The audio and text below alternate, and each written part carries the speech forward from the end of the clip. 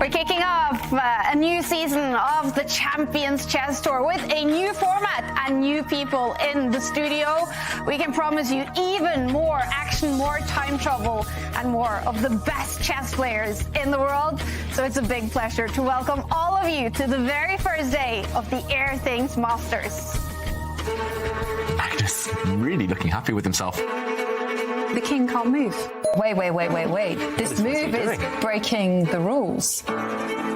Oh! No way! This just looks glorious for white. I can't believe he's done that. There we go. The avalanche continues. There's a big threat on the board. He's taking Whoa, it. Magnus Carlsen is furious. He's going straight for the kill. Wesley So has blundered. He's blundered his knight. White king is trapped. This is checkmate blundered. Magnus Carlsen showing his genius.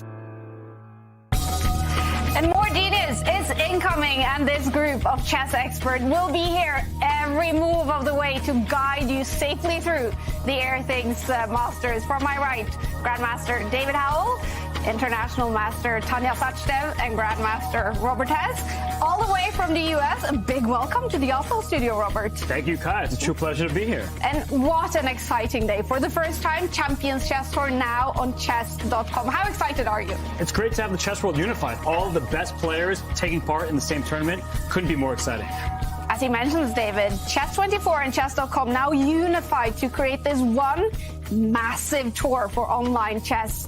This is a big day for chess. It's a big day for everyone, for the fans, for the players, for everyone at home. But as you say, it's the biggest for chess itself. We want to grow the game and the players. We've amassed world-class players here. It's going to be an exciting week. And Tanya, with the new Champions Chess Tour format, what can the fans expect? It's going to be so much fun, Kaya. We've got a fresh mix of players. The format promises to have twists and turns, dramatic stuff, so expect the unexpected. The third season of the Champions Chess Tour introduces a whole new format, and by the end of the year, we will have an undisputed champion. The Champions Chess Tour is back with more incredible chess. $2 million in prizes, the biggest online prize fund ever, and a thrilling brand new format. The 2023 tour begins with 6 elite events taking place between February and September. Each event features an open qualification system with qualifiers and play-ins, locking in 56 players to the main events, where they will be grouped into 3 divisions and compete for $235,000 in prizes. Victory in the first division in any of the 6 events will secure a spot in the 8 Players Champions Chess Tour playoffs in December. Players will also accumulate tour leaderboard points across the 6 events and another $100,000 in prize money, and the unsecured playoff spots will go to the top leaderboard finishers. At the end of the year, we have 17 days of incredible chess, beginning with the playoffs, from which just 4 players will advance to the Champions Chess Tour Finals, a single elimination bracket. Together, the playoffs and finals feature $500,000 in prizes. There can only be one. In December of 2023, an indisputable tour champion will be crowned. Let the games begin. We can't let the games begin without introducing our 4th expert in the studio, International Master Jovanka Hauska, now in the corner to keep control of everything going on. Yeah, this is going to be my home for the next 5 days. I'm going to keep everyone updated on everything that's going on. And the first update we have to give everyone is the 8 players we will follow in the first division this week. This is the lineup for the Airthings Masters first division. 8 players, they are spread out across the world, sitting in many different time zones. And looking at this, Jovanka, who do you hold as the big favorites? Well, 3 colossal names just pop out. You have Magnus Carlsen, who is just the boss in this kind of format. Then we have Hikaru Nakamura. He is the best in online chess. And of course, let's not forget Wesley So, who has looked on the tour absolutely unstoppable at times. And there is also 3 teenagers in that pack. The youngest, Gukesh, at only 16 years old. What chances do you give the young Indian? Yeah, you know, on paper, he's going to have a tough battle because he is facing Hikaru Nakamura. But don't write him off because he's just 16 years old. And he was the one who actually finished first in the play-ins. Won 6 games, drew 3, and knocked out the Titan that is former world champion Vladimir Kramnik. Fantastic. And he has a tough start, though. Playing at night in India, and he starts off against Hikaru Nakamura himself. I mean, it's tough. But, you know, this is the baptism of fire. And at least, you know, he can relax because of the double elimination format. He can just enjoy his moment in the spotlight and entertain us with some brilliant chess. Yep. That's what's going to happen, you guys. Now, 2 players were invited to the Airthings Masters. Magnus Carlsen for winning the Champions Chess Tour 2022 and Wesley So for winning the Global Chess Championship. Everyone else had to qualify. This is the Airthings Masters, the first event of the 2023 Champions Chess Tour. $235,000 in prizes are on the line, as well as a spot in the tour playoffs. The Airthings Masters began with a play-in Swiss tournament open to all grandmasters. The top finishers battled in match play to determine who plays in Division 1 with 8 players, Division 2 with 16 players, and Division 3 with 32 players. 54 qualifiers through the play-in that was held February 3rd joined the 2022 Champions Chess Tour winner Magnus Carlsen and the global chess champion Wesley So, who are seeded into Division 1 of the Airthings Masters. The main event takes place February 6th through 10th and features a dramatic double elimination knockout format. The winner of Division 1 secures a spot in the Champions Chess Tour playoffs in December. They will be joined by the 2nd and 3rd place finishers of Division 1, as well as the winner of Division 2 into Event 2 of the Champions Chess Tour Top Division. The Champions Chess Tour is the biggest online chess event ever held, and it all starts now with the Airthings Masters. We will mostly follow Division 1 this week in the Airthings Masters, but there are some huge names actually also competing in Division 3 and in Division 2. These are today's round of 16 matches. And look at that, David.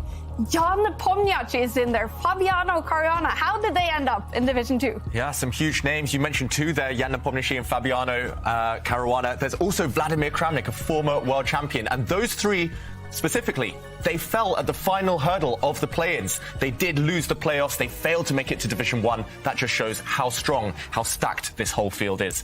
And they will be aiming, of course, to qualify for Division 1 next time. Yeah, and we have to mention, Robert, it's a big deal to compete in Division 2 as well. A lot at stake. Yeah, $10,000 first place prize. There's also a great number of tour points at stake because the winners of each Division 1, they make it through to the playoffs in December, but so do the leaderboard, right? So you have to pay attention to that. Exactly.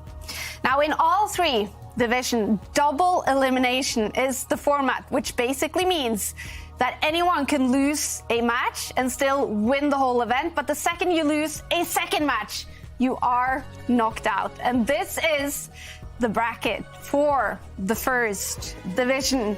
And we see the quarterfinal matchups to the left on the screen here. But Tanya, who does the double elimination format favor? Well, Kaya, with double eliminations, it is 2 strikes and you're out. You've got 2 shots at the championship. What that does is it takes away the luck factor.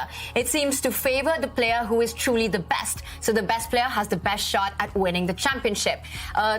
Take a look at this. Magnus and Hikaru, the 2 big favorites. It's hard enough to imagine them losing 1 match. Here, you've got to knock them out twice to have a shot at championship. Yeah, that's going to be tough. But having this extra life that Tanya says, Robert, does it invite for some more risk-taking, do you think? It certainly does, because when you see the field, if you lose a best-of-4 match, you drop down to the losers bracket, where it's best-of-2. So you may take those risks when you need to in order to stay in this field. So I do think we're going to see very energetic and exciting play. All right, you guys. So we have qualification, we have double elimination, we have a new time control with 15 minutes plus only 3 seconds increment. We checked in with some of the top players to hear what they think about the new Champions Chess Tour format.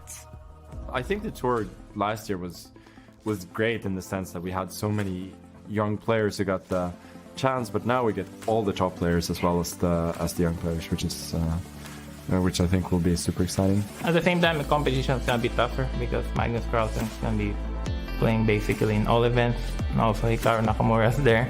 It'll be a tough fight, I think. Even for the top players, it won't be easy. And there's going to be lots of qualifiers to all sorts of divisions. I think that's also a really good news for the sub-top chess players. Really, you're forcing it to be whoever the best player wins. Yeah, also for me, it's completely new to play double elimination. I never tried that, and I always thought like if you get eliminated, you're eliminated, and now you're back again. It's a little bit weird. In terms of time control, I think it's great time control. The games are a little bit faster. Oh, a lot more drama, I guess. It's still, fortunately, there's some increments, so you won't see like super nasty flagging of opponents. Especially for a player like me who's gotten a bit slower over the years and faster time controls. Those 10 seconds were good to have. Plus 3 seconds, it's just going to be like time trouble all the way. So I guess more players, more drama, more excitement for the fans.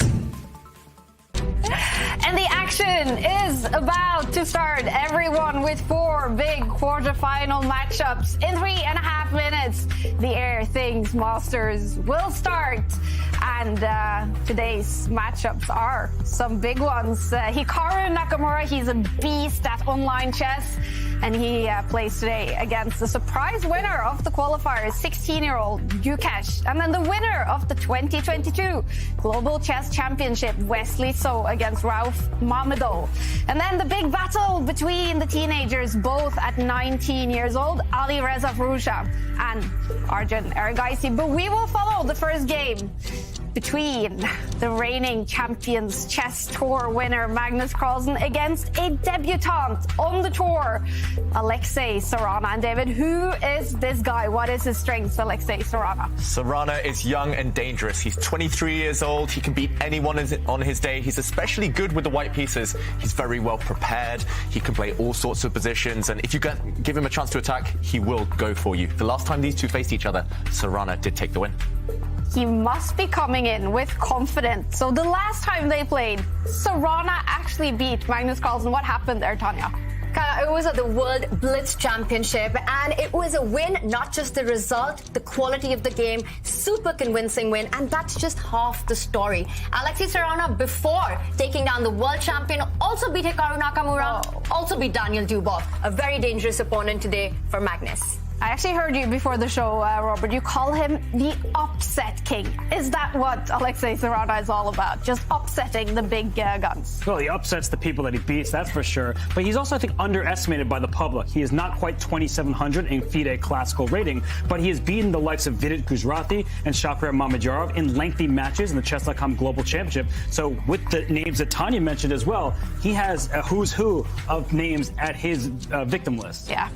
And if we do look at the head-to-head stats, though, there is no doubt Magnus Carlsen is a favorite at 32 years old today against the 23-year-old Alexei Sarana, ranked as number 70 in the world. Magnus Carlsen still world number 1. So what is it about for Sarana today to be able to win a match over 4 rapid games against Magnus Carlsen? Well, I feel that Alexei Sarana, he has to start off well. We know that Magnus has been guilty from time to time of starting slowly. Magnus often needs a bit of time to feel his way into the competition. He mentions he's getting a bit older now. The new time format, he might need some time to adapt. Sarana is on fire. He played so well in those play-ins. So I feel the first 2 games are critical for him. Yeah.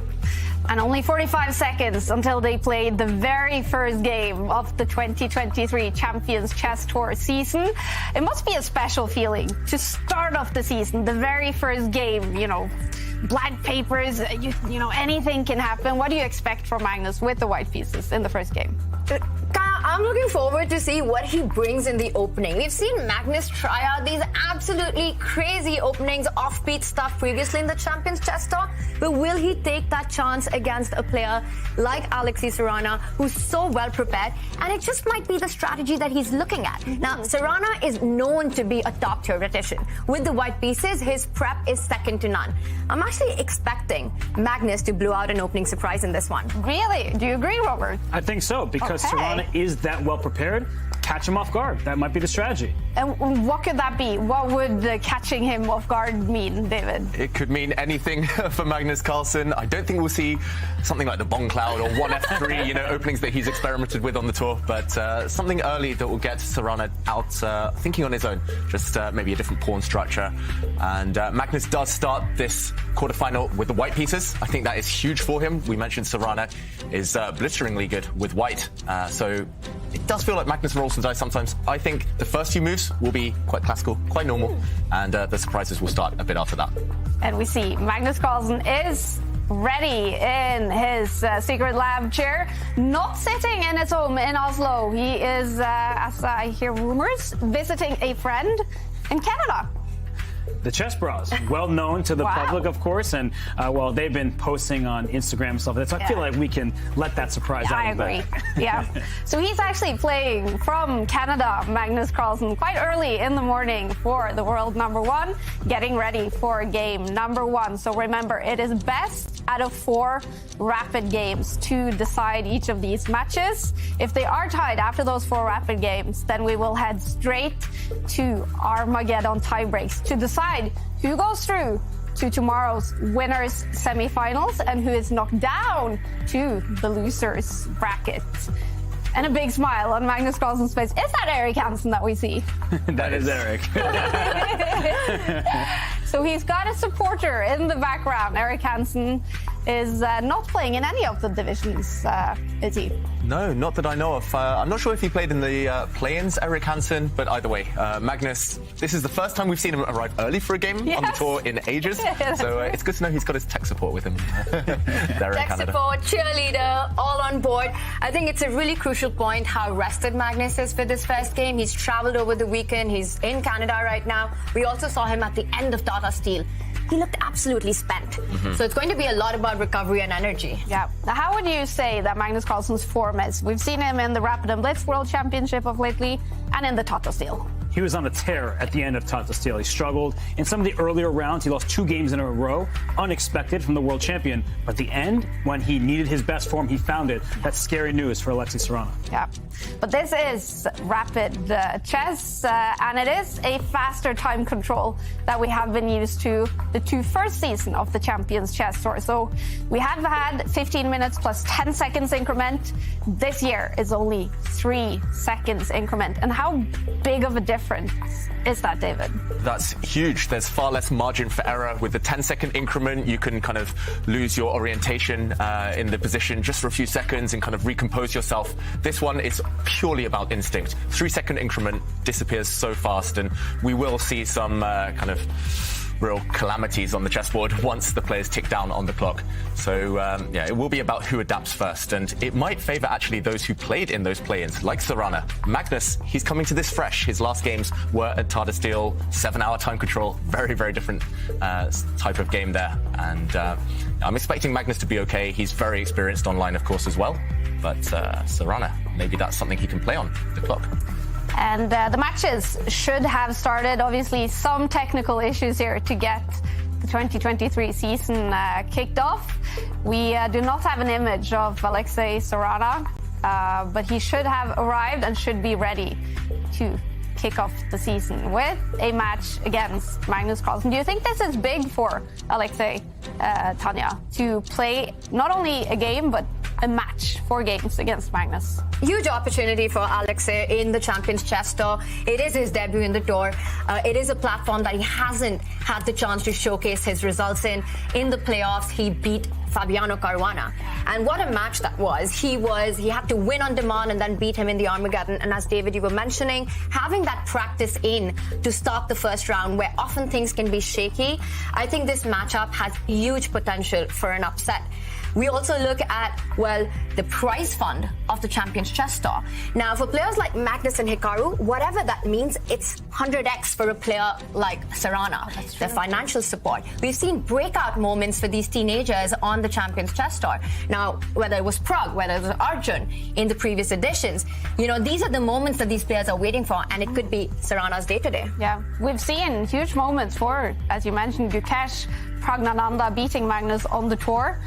Would it be a huge deal for Alexei today to win the match against Magnus? It certainly would be. And Alexei, he does have some accolades to his name. He won the European Online Championship back in 2020.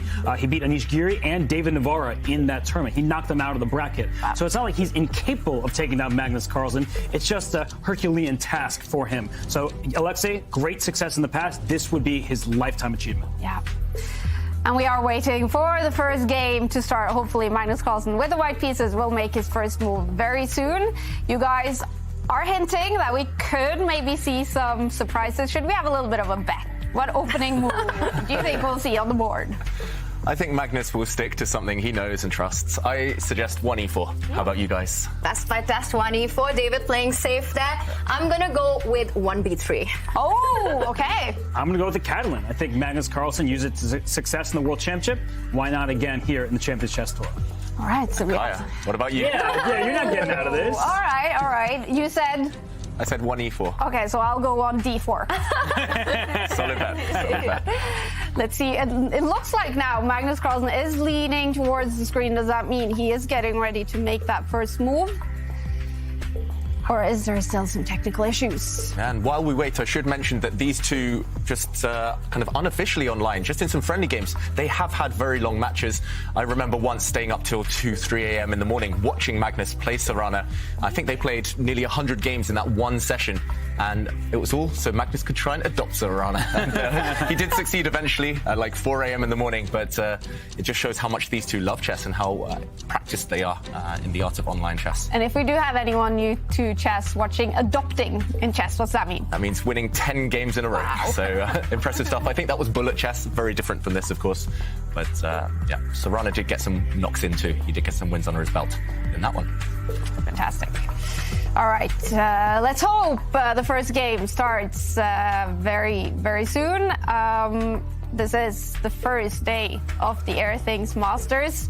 We are starting off with winners' quarterfinal matches, and the winners of today's matches will go through to the winners' semifinals tomorrow. But the losers, they're not knocked out because this is double eliminations. The losers, they go down to the losers bracket to play losers round 1 tomorrow. Would it be a huge shock if Magnus Carlsen, already on day 2, is on the losers bracket? I think it would be more surprising to the public than it would be to me, because Alexei Sarana is that talented. He's that good. And he's beaten the likes of, as Tanya said, Dubov, Nakamura, Carlsen in consecutive rounds in the World Blitz. Now, different time controls mean different games, more or less, but you still have those results to your name. That is still a huge accomplishment, and I think Sarana can do it. I really hope Magnus Carlsen is paying these guys well. Aman Hambleton and Eric Hansen both helping out now, both switching careers. So has a bit of tech support for Magnus. Wow. Even the best need a bit of help sometimes. So we have both the chess bras together now with the world #1 Magnus Carlsen. Is there actually like a chess bra house? Yeah. There is. That sounds like a lot of fun. What I wouldn't give to be there right now. I think that's in Toronto. Robert, you maybe know better. Yeah, they moved it recently. I believe they are in Toronto now. And, well, it's clear that the move may have messed with their tech a little bit, but Magnus smiling, all of them happy. And the chess bros, I mean, they're very well known to the community. And hopefully they tone down some of the electro music and the partying because Magnus needs to focus today. And it is quite early in the day, so maybe the partying hasn't started yet. A big smile on Magnus Carlsen's face. Playing from Toronto in the big chess bra house, getting ready for his first game. Both the chess bras have now left the room, so that must mean we should be about to start. And now we also have Alexei Sarana joining us. Very nice to see him as well.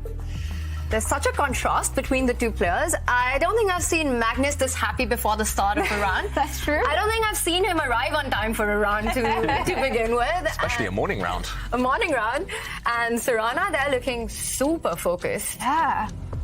I heard that Sarana's playing from Serbia. I'm not sure about that, but either way, he's so good, so quick over the board, online, even faster. And I think we'll be about to start any second now. Can't wait. Oh, Magnus turns away. I feel like I'm looking at a passport photo of Sarana there, right? Like someone take a photo, get him that visa, and let him get on his way. But he wants this match to start. I think the jitters start settling in once you have to sit and wait. Once those first moves are made, it's just chess to focus on. Yeah. Or a mugshot. Guilty of playing some great chess, Alexei Sarana. He qualified from the big Swiss and the play-ins that was played on Friday, knocking out some huge names such as Fabiano Caruana and earning his spot here in the Airthings Masters to play a quarterfinal match against Magnus Carlsen. It's long overdue, and let's hope the first moves come on the board very shortly. It is 15 minutes on the clock for each player, 3 seconds increment after each move. So they will have to adjust a little bit from being used to 10 seconds increment on the tour. Can they, how long kind of thinking breaks can they allow themselves, David? During these rapid games, you don't want to be going into the tank for too long early on. You have to really limit yourself to these really short things. You have to trust your instinct a lot more than you do in classical chess. Sometimes for calculation, but then the top players do that very quickly too. So I do feel that whoever gets off to the quicker start will have an early advantage in the first games of the day. But yeah, we'll see. It looks like none of the quarterfinals have yet kicked off, so we will impatiently await. Yeah. I hear rumors it's getting very close, though. He is the reigning champion in the Champions Chess Tour, both last season and the first season. Magnus Carlsen, can he win it a third time? It's not decided until December, who is the undisputed champion. This is only the very first game, the beginning of the Champions Chess Tour 2023 and the beginning of the Airthings Masters. I'm so excited now to see what will be his opening move, Magnus Carlsen. Will he? And he's, you know, he's sat there now for almost 15 minutes. Do you think he's changed his mind over those 15 minutes, or do you think his mind has been set on an opening move? I think for the first game, he kind of knows what he wants to do already. But as the match progresses, we've often seen him in interviews say that he sort of takes the decision on the fly between rounds. So I think he has it in mind what he wants to start with. And we've been talking about how Sarana is a dangerous opponent. But Kaya, it's also so hard to bet against Magnus on any given day. As you said, the defending champion of the Champions Chess Tour, classical world champion, world blitz champion, world rapid champion. Hard to call him an underdog. Yeah. No, Magnus is the heavy favorite. We all know it, but Sarana will have to push that all aside, focus on the objective moves. He has a chance. That's all you can ask for when you're playing Magnus Carlsen. Yeah. Wow, I was about to say, has Sarana moved in the last 5 minutes? He finally did change his pose. It's not a passport picture. This is a live shot of him. Meanwhile, Magnus Carlsen going for the Maxime Vachier-Lagrave approach of snacking up during the games. Hikaru gets it right! And here we go, yay! And I am the first one with the right move, you guys, yay! We have started. This is the Champions Chess Tour 2023. But here we go. Robert was also correct with his prediction of the Catalan. So you two take the points. Tanya, we need to up our game. Teamwork makes the dream work. Oh yeah. Good start. What are we seeing on the board, you guys? So this is one of the main lines of the Catalan opening. This is played by a bunch of top players in the world. Seemingly everyone has it in their repertoire right now. White tries to occupy some of the center, but black is rock solid. Look at black's pawn structure in the middle. It's what we call the triangle pawn setup, just controlling lots of squares. Black does have one problem piece in these positions. It is that black bishop, the light square bishop on c8. It tends to struggle to get out. It's often a battle. The middle middle game that we will be about to see of whether Black can activate that piece. And this is still very well trodden, this path. What do you guys think? Who's this going to favour style-wise? Well, Magnus, we saw him employ the Catalan so much in the World Championship and ever since then in the match against Jan Nepomniachtchi. And it seems to suit him really well. I think the fact that he's chosen such a mainline theory against Sarana, it shows a lot of respect for his opponent as well. The Catalan, you can't fault that line. We see it super trendy at the high level. I think it's a very wise choice by Magnus taking on someone as strong as Sarana. And I think Sarana has played this very well. We're still in standard opening fair, but this move, knight bd7, the last move played, developing the knight, is less common than simply casting the king. So that may seem like an innocuous move, but it begs the question, what is the idea? Is there something slightly different, a nuance, a wrinkle that Magnus has to take into account? And I believe, David, that's why he's thinking. Yeah, it has forced Magnus to think for himself for the first time in this game. He could, as you mentioned there, Robert, just automatically castle the white king to safety, just say, OK, what is your idea? That would be going back to more typical waters. But is there a difference? Now Magnus Carlsen adapting to this rapid format. He spent a long time, over a minute, on a very standard position. I'm predicting that he will castle this king. I just don't see what else for white, simply. But Magnus, will he come up with a more creative approach? Well, knight d7, as you mentioned, isn't the most popular move. In fact, Black does go shot castle instead, which is perhaps what Magnus was expecting. And to just give you some perspective, we've got over 450 games in shot castle and just about 100 games with this move that Sarana has chosen and blitzed out. Shows good preparation from Alexei's side. Now, once again, Magnus could decide to go shot castle, which is the most popular move in this position. About 158 games here. Or play the move bishop f4, as I can see in my database, with only 2 games. Magnus is definitely in a new position right now. So these seem to be the two most logical moves, either castling, the most standard approach, or bishop to f4. I would be shocked if Magnus didn't castle. I guess the idea behind this one, Tanya, is to free up the square on d2 for the white knight. But there we go. We see on the live board he has played it, getting ready to park the knight on d2, which is actually its dream square. And after Black castles, I would be shocked again if Magnus doesn't go for that. But now knight bd2 would support a pawn push. And looks like on my board we've seen something really creative from Magnus. It hasn't popped up just yet, but this would be what I would go for if I were white. Let's go back to the players and what has Magnus got up his sleeve? Well, you said creative, so I'm guessing it's Harry the H-pawn. Yep. That must be it. And it comes from the school of Daniil Dubov. Dubov was one of the trainers for Magnus Carlsen during his World Championship matches. And Dubov is kind of the king of the Catalan. He loves this opening. He plays it with great effect. So the move H2 to H4, throwing that pawn up the board. It doesn't have an immediate threat, but it just can be a bit scary for Black to deal with. We see it. Yeah, there you go. Robert, he's definitely been hanging out with Daniil Dubov a bit too much recently, Magnus Carlsen. The white king now has the question to answer long term. Does it castle short? Does it castle on the king side now that you've started pushing pawns on that flank? Or do you just stay in the centre, keep your opponent guessing? That's something that Kai has mentioned in the past, especially last season on the tour. It's a definite trend at the top level to keep your opponents guessing, to kind of play a bit risky and leave your king in the centre. But yeah, the idea is clear. You want to start stepping forward even further. You're staying very flexible with white. And if Sarana isn't careful, maybe a kingside attack a bit later on. And you definitely have to watch out for that. This is ambitious play by Magnus, and we see Sarana go for the option of b6, still keeping flexibility in the center. At some point, I am expecting a pawn trade to try and open up some files. Your opponent goes for the flank attack. You try to open on the center, try that on castle king, put pressure on that.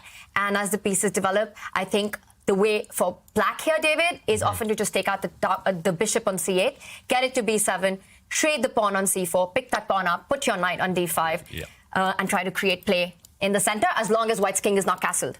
Yeah, so this looks like it's a very logical plan. Instead, Sarana has developed his bishop. And, OK, we're waiting for Magnus to move now.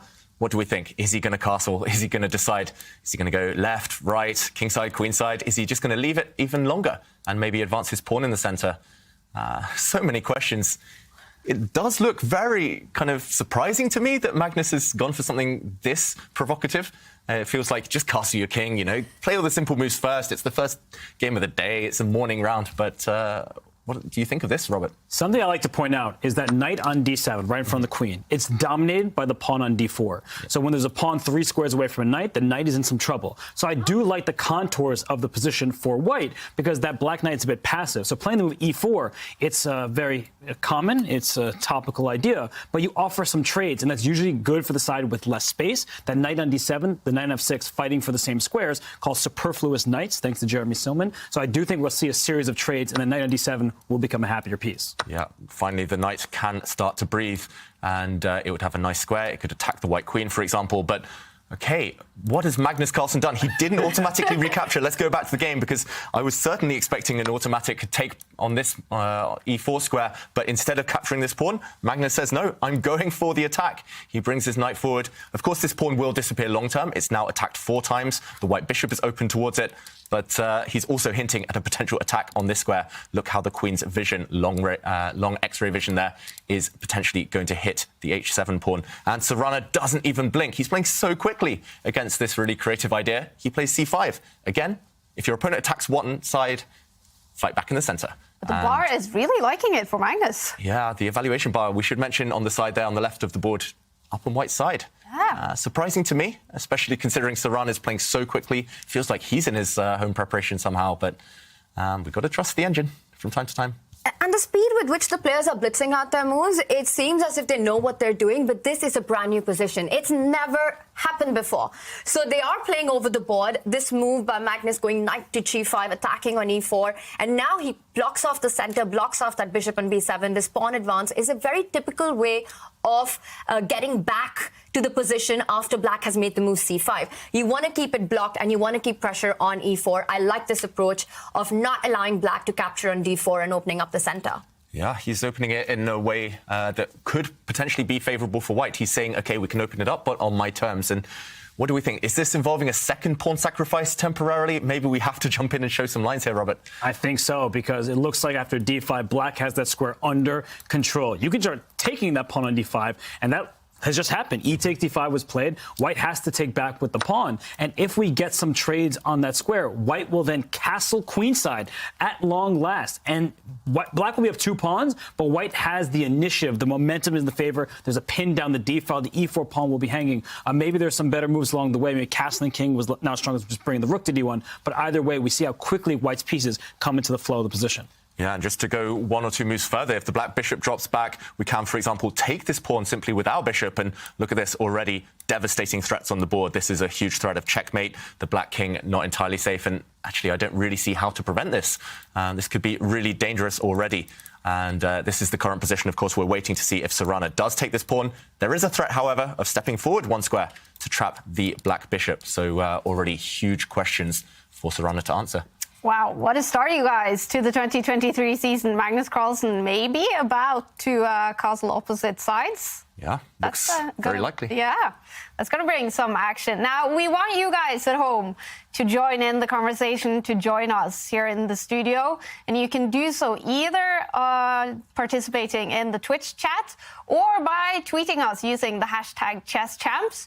We want to hear your questions, your comments. We want to know who you're rooting for. And we want to see your selfies as well. So share them using the hashtag #ChessChamps. And actually, during this tournament, the Airthings Masters, every day we're going to give out an Airthings device to one of you sharing a selfie on Twitter using the hashtag #ChessChamps. So go ahead and show us your face. We want to see it. Yeah, and talking of faces, we see Magnus in deep concentration right now on the camera. He, I think, is trying to hide his excitement here. Magnus, for sure, he's got in a brand new idea. You mentioned earlier, Tanya, we've never seen this position before, and he's used it. And really, kind of, it's, of course, an important game, but Sarana wouldn't have expected this. He wouldn't have been expecting Magnus to go straight for his throat. Surprising stuff. Surprising stuff, but I think Magnus is super happy with the way the opening has turned out. And we've been talking about this white pawn on d5 and how black can capture it. It might be the only way forward. David, this threat that you pointed out of d6, and look at this, Sarana chooses another path of vacating a square for the bishop on f6 with the move knight to h5, and the bar hits it. Yeah. Yeah, the bar hates this move. We have to try and figure out why. Of course, it's not just because knights on the rim are dim. That could be one explanation, of course, but it must be something concrete, something specific to this position that makes the engine hate this last decision so much by Sarana. I'm trying to figure it out. It feels like white has a bunch of ways to create a double attack, but no, Magnus just takes a timeout and drops his bishop back. What do we think of this move? The problem was it was a one-move threat. The knight attacked the bishop on f4. The bishop simply slides away from the attack, and this pawn on e4 is going to be won by white. If you try to push your pawn up from f7 to f5 to give it the pawn its best friend, another pawn, then the e6 square is vulnerable. The knight can simply hop in there. That wins some material for white. It's a fork that wins a rook for just the knight there, so white would have the edge. So I feel like knight h5, it kicked the bishop back. The question is, then what? I don't know the answer to that question. Yeah, I don't think Sarana knows the answer to that question either. Normally, if you create a threat, your opponent answers it, then you should be able to quickly show the rest of your plan. But yeah, as Robert says, this looks like a bit of a one-mover. And suddenly, white will capture this pawn with any piece. You can take it in 4 different ways next move. And again, the threats persist. This king is about to come under a huge attack. Looking good for white, I've got to say. And sometimes we disagree with the engine, the evaluation bar. Sometimes it's hard to understand why the computer says certain things. Here, it's quite logical, I feel. Black's pieces just don't look ready for the action in the center. Most of them are passive, and the only piece that stepped away and out of the first 2 ranks is this horrible knight on h5, which will be forced to retreat at some point to a more defensive square. But has it gone all wrong for Sarana here in the opening, or do you think this is part of his plan? I think it's gone completely wrong for him because Magnus has control over the position. Sometimes you have an advantage, but there's only one series of moves that leads to that edge. Here, all of white's pieces are on great squares. Black is one piece activated, like David said, but it's on the rim, not doing much. Now the bishop slid away. So I believe with only one pawn to his name, and that pawn is likely to fall soon, this is not a good position for Alexei Sarana. Yeah, and I think he's starting to realize the seriousness of his issues here, his problems. He's been tanking for a while, and wow, Robert, he goes for the move you suggested. Logical, but it does come at a cost, and Magnus jumps in instantly. He doesn't hesitate to drop his knight on that beautiful e6 square. That is a fork. You've got to move the queen. The queen was the more valuable of the 2 pieces. She runs away, but here Magnus, again, spoiled for choice. That white knight is so glorious, so beautiful. Do you even trade it for a rook? Yes, you win material, but maybe you want to keep it on that square. We call it an octopus knight with its tentacles all over the board. That white knight is a real thorn in black's side, and I wouldn't be shocked if Magnus just ignores it, just castles queenside and says, OK, the attack continues. And black always has to watch out for a g4 break. We see this pawn chain in the center, this e4 pawn being guarded by this f5 pawn, and you want to break that. And has he gone for it? Tanya. He does it. He does it instantly. Robert, he doesn't care about the king's safety. He says, I'm coming for your king instead. g4, and I see the eval bar loves it on the board. This has exploded already, hitting that knight, hitting that pawn. If you capture on g4, all white wants is to take on e4 and hit that pawn on h7. And it's really all about the black king. That knight on e6 is way worth more than an exchange. Yeah, this knight is one of the most beautiful pieces I've seen in a while. And Sarana, he's facing an attack. He's about to drop some material. It just looks... I mean, I want to say hopeless, but not quite yet. It does look really difficult for him, though. The only alternative to that is dropping back the knight, but that's an admission of defeat. You've kind of wasted a bunch of tempi with that knight move, and there'll be ideas of hitting the black queen with the bishop. There'll be ideas of just taking a pawn, opening up a line for the white rook later in the game, and just the problems, they're adding up. They're building, and no salvation here. It's one of those moments I think you have to take the pawn and pray. Yeah. Like, I'm just going to take what's being offered to me and hope I can survive it. It's not looking good. As we're noting, the e4 pawn will drop. You can at any moment take this rook on f8, but you don't need to do that. But if we do a quick material count, that's the thing, is currently white would be down 2 pawns. You're likely to win 1 back right away. And even if you do eventually take that rook on f8, it will be a minor piece and 1 pawn for a rook. That is 4 points for 5. That's not an insurmountable lead, at least in terms of material. So there are chances for Sarana. He will need to play more quickly, and he'll need to trust himself a little bit. But thus far, he has gotten himself in huge trouble. Yep, huge trouble. And as Robert says, you just got to limit the damage. We've all found ourselves in these situations where we get kind of attacked in the opening. It all goes wrong. We just have to find ways to survive. Look for any defensive resources that you can find. And Sarana, he tends to be quite good at that. He's quite tenacious as a defender, I found, when studying his games. So he'll just be looking for ways, as Robert mentions as well, to part with material in order to survive. The longer you survive, the more confidence you build up, and maybe the more frustrated Magnus will become. But now down a couple of minutes on the clock as well, and with that only 3-second increment that we see in this new season of the tour, it's going to be a real struggle for him. All the pieces still on the board, only a few pawns have disappeared, so still very tense, still some chances, but he needs to speed up. Magnus looks anything but frustrated right now. He is definitely enjoying this position a lot. He's got everything. It's like a dream Catalan for him. The opponent has got about 6 minutes. Sarana down to 6 minutes on the clock. A really difficult position to defend already. This has gone all wrong for Alexei. It's not looking good on the bar or on the clock for Alexei Sarana in the first of 4 games. In the other matches, we could see the evaluation bars roughly to the middle. So more tense start maybe in the other matchups. Yeah, it does look like maybe the bar is slightly in Nakamura's favour. That was a really fascinating game. We'll keep you guys updated if the results come in there, and we'll mention some highlights a bit later. But yeah, this one looking difficult. What's your philosophy, Robert, Tanya, when you're really struggling, when you know your opponent's almost got it in the bag, but you have to survive, you have to fight back? Robert, do you want to take this one?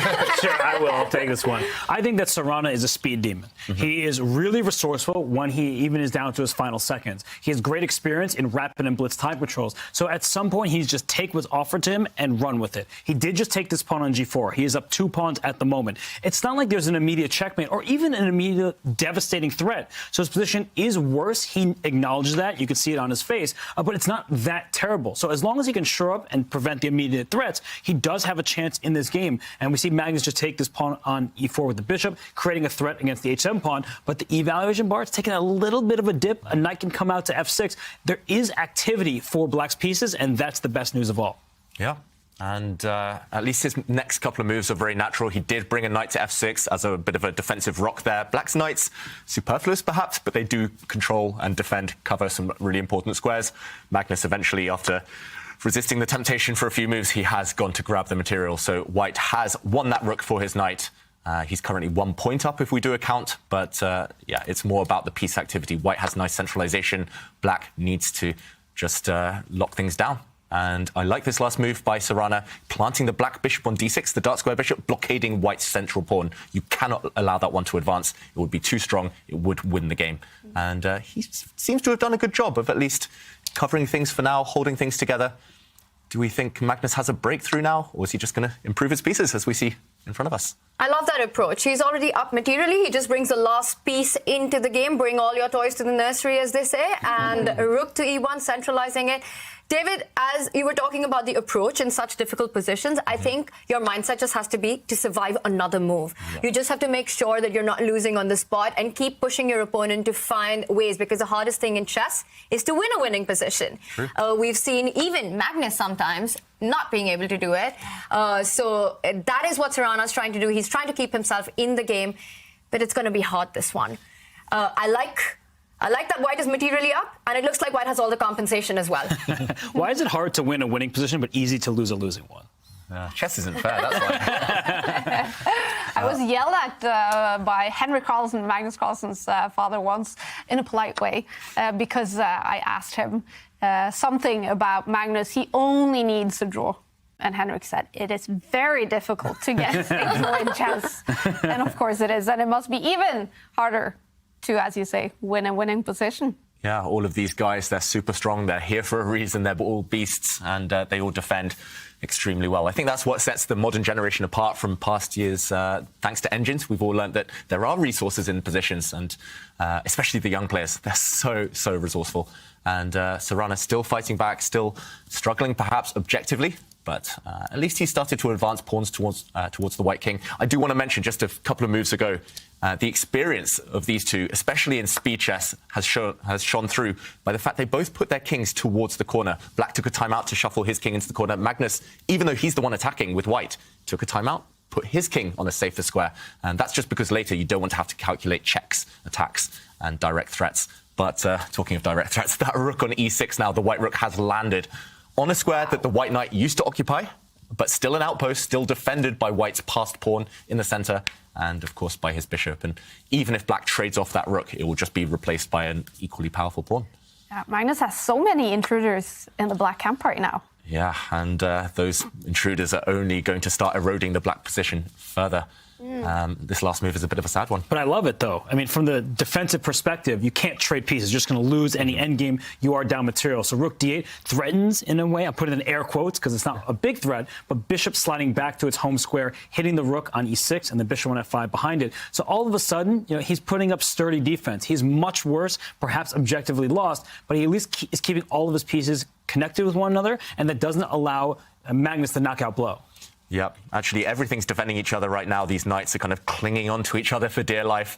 This bishop, the blockader of that powerful white pawn, it is well defended for now, well fortified.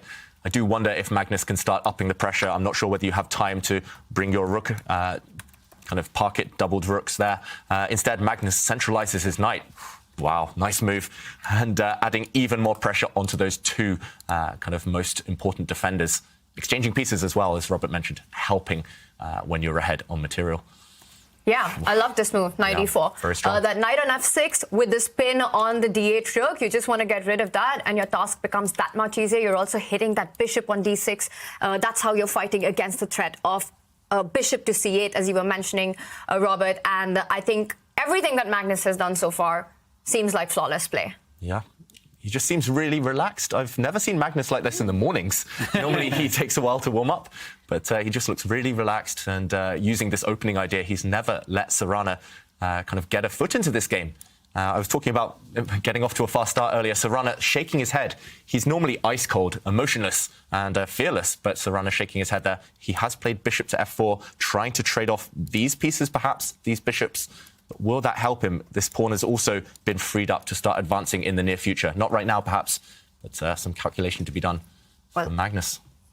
Bishop f4, you can also start thinking about doing all kinds of trades on f6 and really taking black's defenses away. The g4 pawn will fall, the h7 pawn will be not defended. I'm expecting a bunch of trades of these defensive resources that Sarana has with these two knights. And meanwhile, we do see the bar has swung in Nakamura's favour against Gukesh. Something big has happened there. Yeah, some big developments potentially in that game. And of course, we've seen the bar all up on White's favour in this game too for a long time now. And Tanya predicted the future yet again. And a capture of Black's defender, that knight on f6. And it is replaced, but that knight, the second knight, will also disappear any second now. The two biggest favorites could be about to get a perfect start to the Airthings Masters, Magnus Carlsen and Hikaru Nakamura. The bar is also going up for another small favorite, we must call him that, Alireza Firouzja against Arjun Erigaisi in the first game. Yeah, Alireza definitely the favorite, at least on paper. He's high rated in classical chess. Arjun had a terrible event in Vaikunze. He didn't win a single game. He lost a number of them, but we know what he's capable of. So when Arjun Erigaisi finds his form, he can definitely combat Alireza Firouzja. Yeah, 100%. And also, we haven't seen Alireza that much in action. Where is his practice coming from right now? And these kind of formats just demand you to be on the go from the very start. Of course, Alireza had a very comfortable going in with the Swiss and the playoffs, but Arjun, we've seen him on the tour before. And what's interesting is that I don't remember these two teenagers playing against each other. So this could be the first time this matchup is happening. And Alireza was one of the first in this generation to sort of break away. He was world number 2, and I mean far ahead of everyone. But he sort of inspired this younger generation to come forward. And this change of guard, this movement that we're talking about, Alireza was right in the front of it. And especially with your fellow Indians, Tanya, with Gukesh, with Arjun Erigaisi, with Pragnananda. There's so many of them. Yeah, and to think that they're all the same age, it's kind of hard to imagine. But at some point, you felt like Alireza broke away and went a little further and sort of just giving these other youngsters this inspiration that they can do it as well. And now to see these two fight against each other, I think it's going to be a big match. It doesn't matter who's stronger on paper. Arjun's going to give a big fight. He's also super good in these speed chess, faster formats. Yeah. And, I just love the fact that Firouzja, in the play-ins on Friday, he was playing from his kitchen. And, I'm curious to follow him a bit later. I wonder if he's following the same recipe for success. But meanwhile, Magnus planting that white queen in the centre. Black's bishop is plugging all the holes. That dark square bishop now for Black, but it could be removed at any moment. First, Magnus gobbles up a pawn. He's getting ready to throw the white f pawn forward to destabilise that Black bishop in the centre. And this one looks like we're coasting now towards victory for Magnus Carlsen. And that queen, the white queen, was over near the king. Now it's going near the enemy king. It just took a pawn. It's going to slide up on the diagonal and go after the black king on h8. Queen h5 threatens checkmate on h7. Also allows the rook to land on e8 in many positions. It protects that square. So this is a big problem for Sarana. I think he is completely hopelessly lost. I don't say that very often as a commentator, but this position, he's getting obliterated in this one. Yeah, and just to highlight the idea that Robert mentioned there, for example, if bishop takes pawn is played, white can even give up his rook for that strong bishop in the center and now create that threat. Those dual threats, actually, firstly, checkmate on the h7 square, but now that this black rook has been lured away from the e8 square, the secondary threat is just as devastating. And this could spell game over. At this point, it's hard to offer any advice for Sarana. He might as well play a move such as this one and ask Magnus to prove the win, to show the win, because it's inevitable at this point. You just need to find the most testing way for your opponent. It's looking hopeless. Also down under 2 minutes for Sarana. What does he play? He pushes a pawn forward. This doesn't change anything, however. He's looking for counterplay. He's pushing pawns towards the white king, but he's so far away. He needs 3 or 4 moves to create a single threat, and Magnus will land a punch before that. And now that he's allowed the d pawn to stay alive, David, that pawn can actually go forward to d6 and also threaten the rook coming on to the 7th rank. So let's say you start with the move queen h5. It's on the board. You're threatening a mate in 1, and Sarana has to defend that with the queen, losing control of the d6 square, after which, let's say, queen goes to g7, defending the mate on h7, and a move like d6 would be absolutely devastating, coming in with the rook on the 7th rank, and this is checkmate incoming. Sarana's down to 1.5 minutes, and the clock is not even his biggest problem. Oof. Yeah, we saw it in the camera a minute ago. He was just rubbing his eyes. He's like, what's happened? This has just been a powerful display by Magnus, and we can't fault Sarana at all. He's just not really been given a chance in this game. It's sometimes happens against the top guys in the world.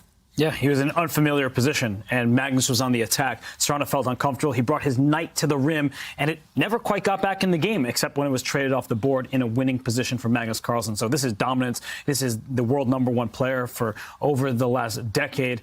He's showing his force in game 1, and he's about to lead 1-0. I think resignation incoming. Yep, I think we have the result. Magnus did get his rook to the 7th rank, and Sarana has resigned. Wow, 32 moves, and it's over. Magnus Carlsen, he takes the first punch, the first point in the quarterfinal match against Alexei Sarana. The Russian will have to make a comeback. He will have the white pieces in game 2. The other matches, they are still playing the first games, and we're going to jump into the first game between Hikaru Nakamura, the online beast, against 16-year-old Gukesh, the oldest against the youngest in the Airthings Masters, actually, and the bar is loving it for Hikaru Nakamura. Are you loving it, Robert? I am indeed, and the reason why is if you do a quick material count, white is down 1 pawn, but it's essentially being down 2 pawns on the queen side, where there are 2 unopposed passers, and there we go, a5 pushes one of them, and then white is up 1 pawn over there on the king side, but white is not creating a passed pawn because black's king is in the way. So I believe the white forces will be distracted, will have to run on over to stop the pawns, and then black can then scoop up the remaining pawns of white. So I think this is actually a straightforward victory for Nakamura. Yeah, knights are famously bad as well against these rook's pawns, against the A and H pawns, and white's knight is going to be completely paralyzed, stopping that runner on the A file. He does. Gukesh centralize his knight, heading towards the queen side, but yeah, this one, it feels like it should be a matter of time. The one kind of potential hurdle here, the one potential banana skin for Nakamura is that all the pawns disappear. You can't allow the white knight to trade off all the pawns because a knight on its own for black would not be enough to deliver checkmate. Thankfully, he has 4 of them left, those pawns, and I don't think Gukesh should be able to trade them all off. What's gone wrong for the young Indian in this game? I think it's just Nakamura at his best. You're facing one of the best endgame players of all time. You're a pawn down. It was very tense for a long time earlier, but it feels like Gukesh kind of cracked at a very crucial moment, and Nakamura since then hasn't put a foot wrong yet. Should still be able to guide this one towards victory. His king has been pushed back, however. Fair play to Gukesh. He's at least asking questions. He's saying, can you win this endgame without your king?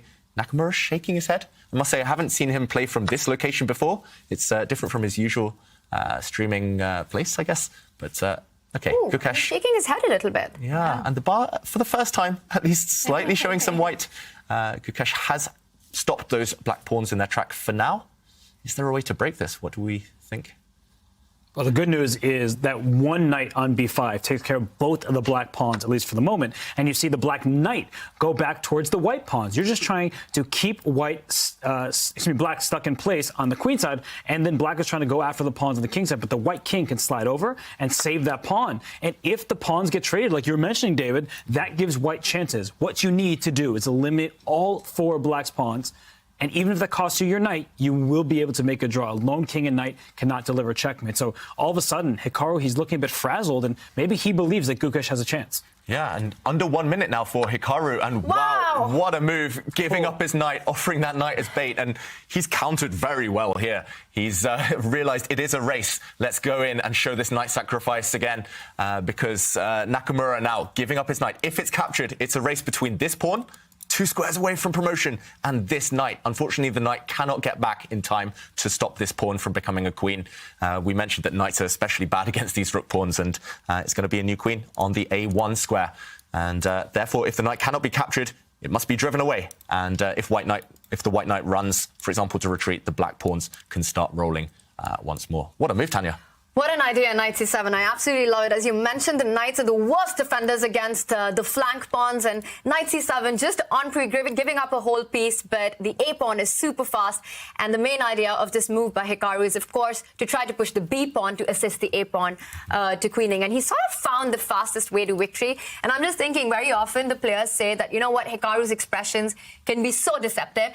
And that little head shake that we just saw by him, and then he plays this fabulous knight c7, calculating it to victory. I think it's one of those moments. Don't go by what you see with Hikaru.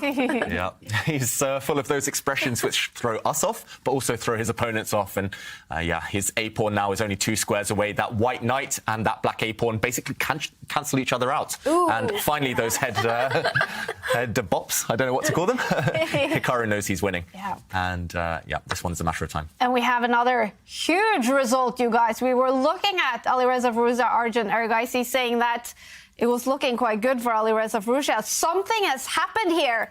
Arjun Erigaisi takes the first point. Wow, and what a way to win. I just looked over at that game.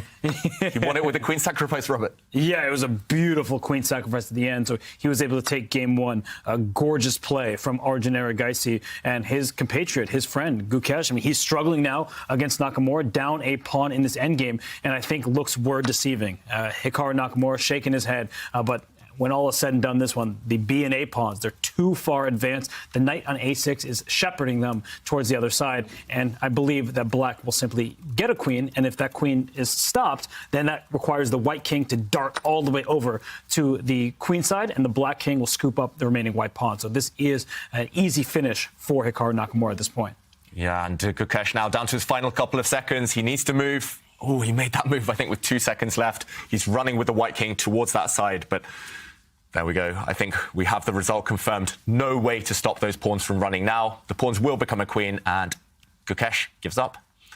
Hikaru takes the win. It's over. Another win for a big favorite. Hikaru Nakamura, with the black pieces, takes the win against Gukesh. Gukesh will have the black pieces in the next game, and he has to make a comeback at some point. Remember, it is best out of 4 rapid games. This one is still going on. Ralph Mamedov against Wesley So. This is game 1, and the bar is as much in the middle as it possibly can be, I think. Is this going to be a draw? They do say that all rook endgames are drawn, and this isn't an exception. And here, white is a pawn up, but that pawn won't last too long. Black won't necessarily actually go and take that pawn, that very far advanced white pawn, because it's under control, it's under lock and key. The black king keeps a watchful eye over it, but the black rook is going to go in and restore material balance by taking another pawn. Look at this, f7 now by Wesley. So he's trying to hint that he'll make a new queen, but he's not quite quick enough. It is becoming a race. Any chance here for either side to go wrong? Wow, that white f-pawn, you blink and you miss it, it's disappeared. And how is Wesley going to hold the draw here? Suddenly he's the one a pawn down. That was quite a turnaround really quick, but lucky for Wesley here that the king is attacking the h5 pawn, and the rook from f8 cuts off the black king, will come to defend the g pawn, which is advancing, and this is going to end in a draw. It's trickier than you would expect, and that's why he brought the king back. If he took that pawn on h5, what's happening? Might have been trouble. But it seems suddenly he's winning. Oh no, the eval bar. It's the depth issue. Sometimes it freaks out, it goes somewhere. But the king steps back to f4. Wesley understands as long as he picks up the g2 pawn, the game is immediately a draw because a king and h pawn, that lone position will be a theoretical draw. There's no way for black to dislodge the white king from the corner. So that is where Wesley's aiming. We're getting just that. Yeah, this game will end in stalemate, but I can confirm for one move, Mamedov was winning there. Oh, really? He actually played the right idea, but in the wrong order. He could have played the same idea, but stopping the white king from coming back to blockade this pawn. And endgames are so tricky. I wrote it off. I said it was going to be a draw. It was a draw, but there are always tricks in the position. Wesley surviving there. Wow. Bit of luck on his side. 3 matches ended up with winner, but in this one, a draw in the first game. Wesley So walks away. Now 5 minutes, and we will start the second set of games. Only 5 minutes, but before that, we have to take a look at some of the action that happened in the very first round of the Airthings Masters and the 2023 Champions Chess Tour season. This is today's Lisoveta Learning Point.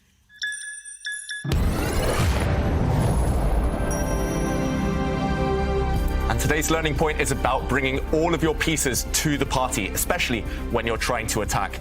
This is a position from the game. Alireza Firouzja as white against Arjun Erigaisi as black. And we mentioned a cool queen sacrifice did happen. That was all because Erigaisi brought all of his pieces towards that white king, and they harmonized so well. Suddenly, the black queen jumped out, threatening a nasty checkmate. The white king trapped in the corner here. A rook had to swing over and defend. Erigaisi won a pawn with his queen. Firouzja reluctant to go towards the endgame, and now bringing another piece into the attack. The black knight jumping in, hitting the white queen. If queen takes queen, this is a nasty smothered mate. The white king trapped in the corner here. Of course, the white queen couldn't do this. It moved away. But now another queen sacrifice by Erigaisi, now trying to trick the white queen into capturing, and this smothered mate idea persists. He won a very nice game. It only lasted a few moves longer than this, but if you combine all your pieces, bring them all in, good things will happen. Your subscription makes shows like this possible, which is why our Twitch subscribers will never see ads on chess.com. Connect your chess.com account and Twitch account at go.chess.com/connectaccounts, and bang, boom, voila, you're done. 100% ad-free bliss forevermore. Whether you're following our events on site or on stream, type the command connect in the chat, and thank you for helping bring these shows to life.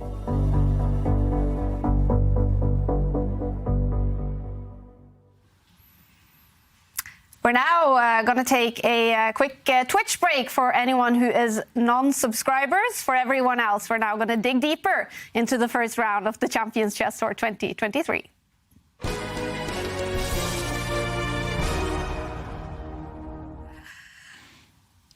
Whew, that was intense, Ivanka. What is your reaction to the first round? New time control, so much drama. Yeah, I mean, I was completely gobsmacked. So much action, so much drama. And I can actually say a lot of it was to do with clock management, to time. And for instance, Alireza Firouzja against Arjun Erigaisi, that was so cagey, so tense. But Firouzja just let his clock run down. And then what you saw at the end, he just panicked, he went hard, and it backfired on him. And someone else who pushed too hard was Gukesh. He went really, really aggressively against Hikaru Nakamura in the beginning, but that went completely wrong because Hikaru just calmly defended everything, picked up a pawn, and won an endgame.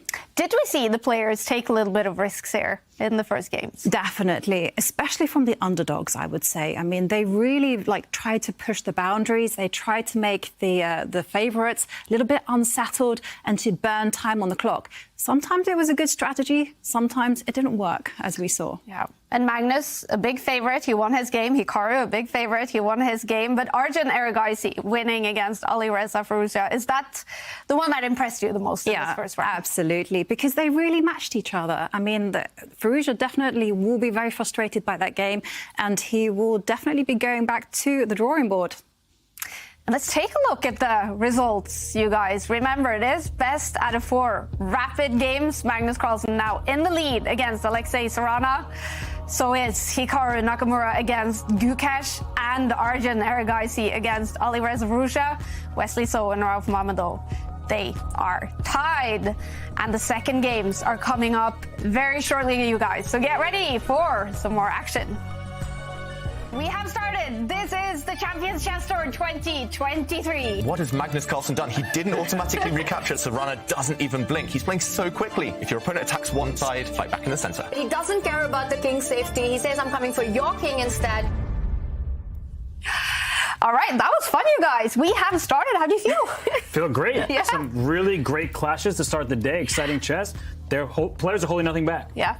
I mean, there was exactly nothing about holding back, no quick draws, no saving anything. This was action from the get-go. And did you see Arjun's game? We got a brief look at it. What was that? That was destruction on the board. Magnus from the start with that H-pawn going forward, delivering a checkmate on Sarana almost, and everything was busted there.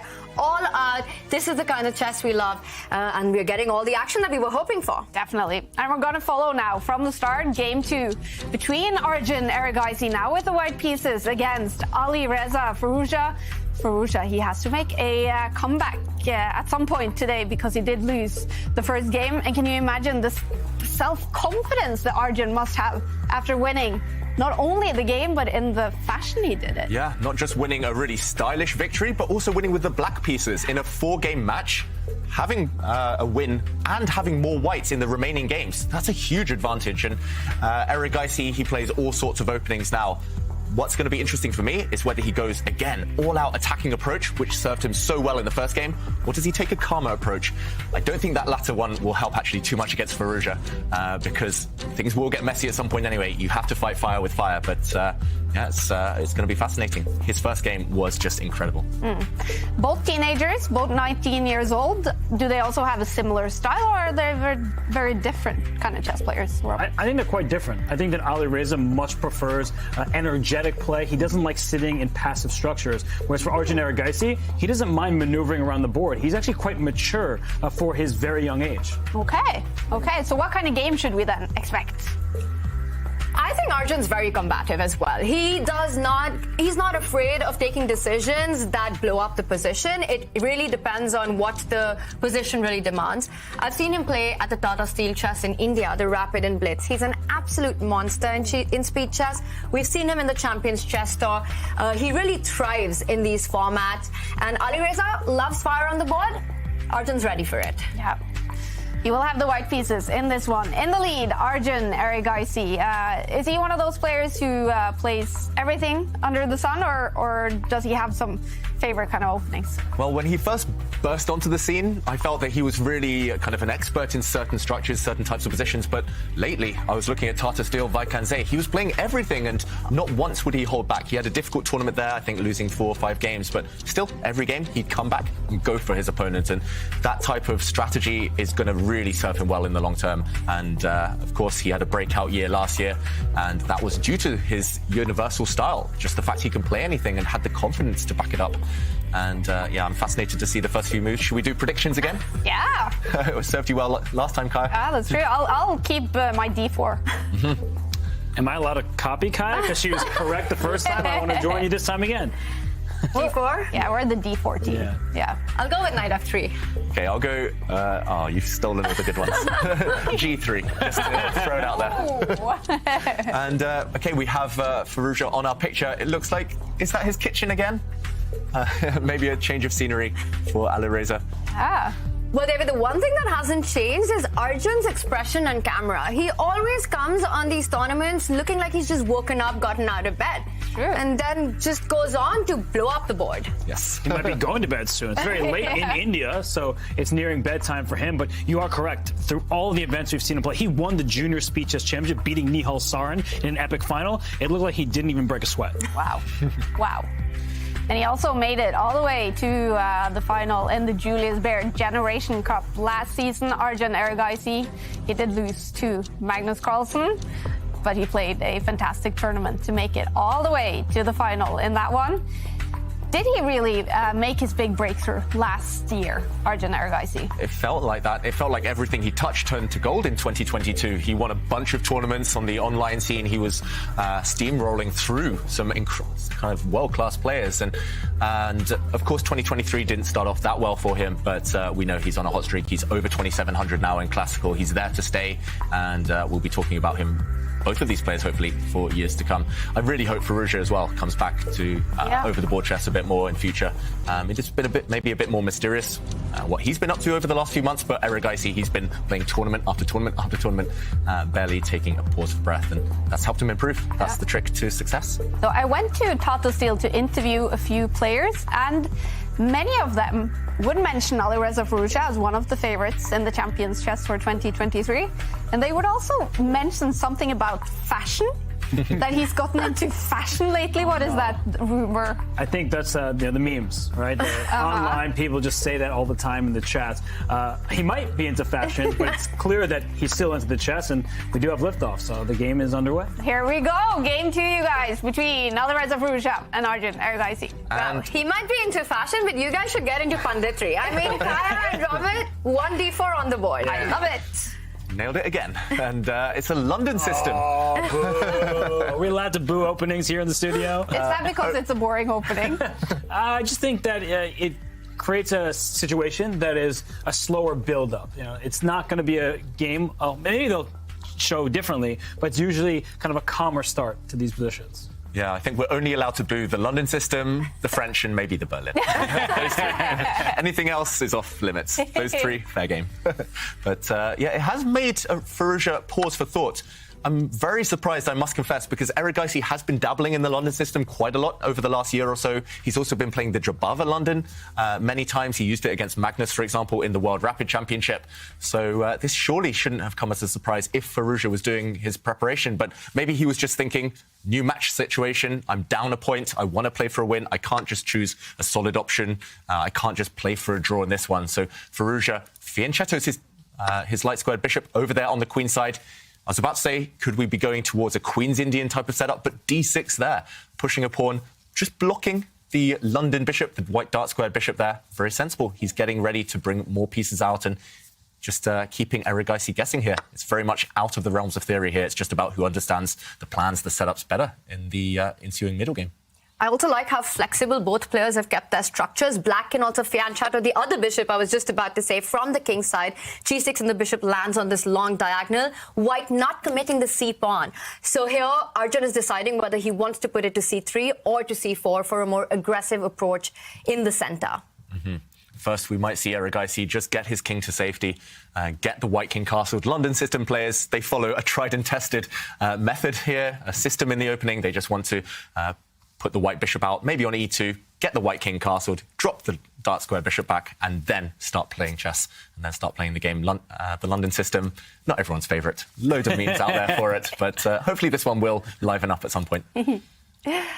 Yep. We are following the second game. Arjun Erigaisi is in the lead, and I've seen a bunch of your selfies popping up on the screen as well. We do love to see that, you guys joining in on the action. Share your selfie on Twitter using the hashtag ChessChamps, and every day during the Airthings Masters, we will pick a selfie winner of an Airthings device. It's actually signed by Magnus Carlsen himself. So enter the competition by sharing your selfie. We want to see where in the world you're watching the chess from, who you're watching it with. Is it late at night? Is it early in the morning for you? Wherever you are in the world, share your selfies. So if I share a selfie of who I'm watching with, the three of you, do I automatically win? You don't automatically win, but you automatically enter the competition. We'll fix it so that you don't win, Rob. We might also be able to hook you up with an Airthings device. I appreciate that. Yeah. We'll talk about that more throughout the event, but air quality, we have found in past seasons, in past years, that it has had a direct effect on the players, the quality of their play. We've seen Magnus Carlsen play well when he's got great air quality. I know Anish Giri really lives, he kind of swears by the Airthings device, so hopefully whoever gets it in the end will use it to kind of benefit their chess. I mean, so important for chess players with the online chess playing from their homes to have good air quality. If CO2 levels are super high, it's going to be hard to concentrate. For sure. And something else that needs air is someone's position. And you see the last move that was played, the pawn push in the center gives some air to the black pieces. And it looks like Arjun, he decides to hop forward with his knight. He's keeping the tension. That's something very instructive in chess. You don't release the tension until the moment you feel is ready, because you don't just want to take a piece as it is simply offered. But this does give black the opportunity to push that central pawn forward and create an attack towards the white king. So it's going to be an interesting battle here. I think just the type of position that Alireza Firouzja could hope for out of a London system. Yeah, and the debate is always, as Robert mentions, when to push this pawn forward or if to push this pawn forward, because, yes, you can gain some time. Actually, he doesn't go for this. He captures the pawn, but after the white knight steps back, the dark squared bishop, the London bishop, actually gains in power, gains in influence along this diagonal long term. And unless you can actually go for this king and checkmate it, then often this is something that may backfire. Instead, Firouzja, slightly surprisingly to me, captures this pawn. This is something we don't often see in the London system too much. Now white, I'm assuming, will recapture this way, and there will be a semi-open c-file for the white rook later. Still the same issue of this dark square bishop having a watchful gaze over this diagonal. This does happen, and Firouzja says, OK, you've got a slightly more open position now. I'm going to lock down the queen side. I'm going to fix the pawn structure here. Black's pawns are going to stay in this formation for, I think, forever, if they can. And play will switch towards the central squares. Black is maybe going to plant a knight on this nice e4 square and start pushing some pawns towards the white king. From your London experience, London system experience, guys, what do you think? Is this, well, who's this going to favour, this pawn trade? I'm surprised, I must say.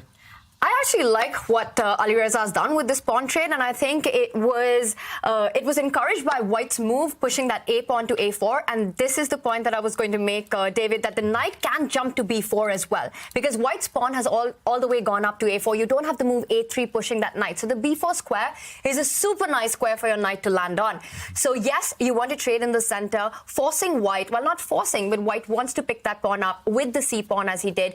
But in that bargain, you kind of give up control over this b4 square, and that's what Alireza is fighting for. So a nice idea there. Okay, interesting stuff. Although I might say that the pawn push that Alireza made of pushing the pawn to a5, I think that gave White some ground, because just like you're bringing the knight into b4, White can bring the knight via a3 up to b5. And the big problem for Black is you can't touch either the c or the d pawns. If you push the c pawn, you lose the pawn on d6. If you push the d pawn eventually up to d5, if the knight moves out the way, then c7 will be a quick target. So I feel like that move a5 was one of those just small moves that has a big consequence. Consequences for both sides, certainly.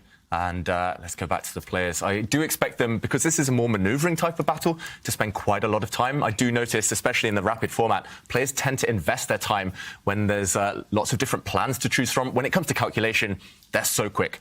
They make decisions very, very fast, and they're usually right. So here, where there's no right or wrong answer, where it's just a matter of taste, a matter of style, they do tend to tank for a while. So Erigaisi now down 3 minutes on the clock.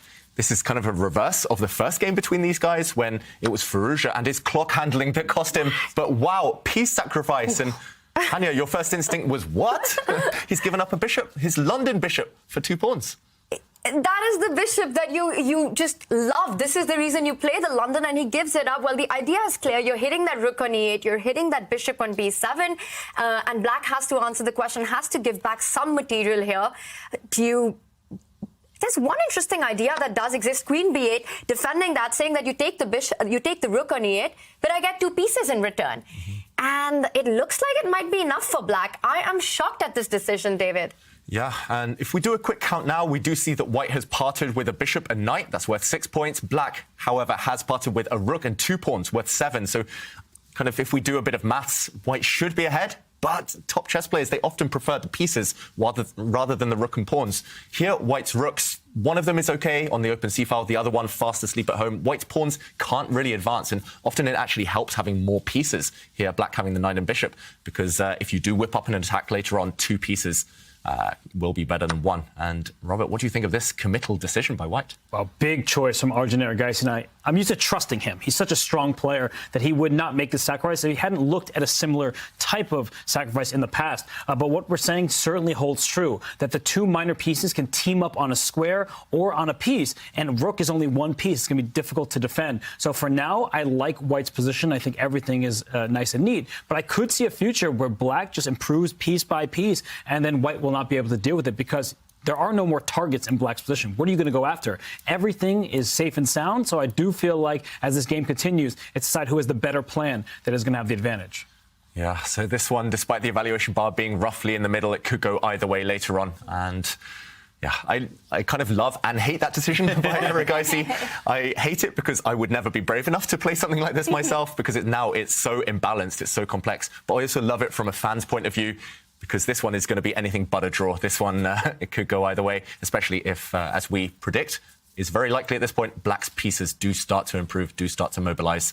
And white's rook, if it can't use the open C file, it will feel like a bit of a silly piece. So, yeah, all to play for in this one. All to play for, and black needs to watch out because white has got a devious threat right now because white wants to push off that knight on d5 with the move like e4. Notice how the queen on e8 cannot pick up that pawn on e4 because the knight on d7 is hanging, and then you'll be forced to move that knight, and white's rook can jump to c7, which is why Alireza takes the decision to move the rook to the center of the board, defending the d7 knight, so that if you do go e4, now the black queen is free to capture the pawn.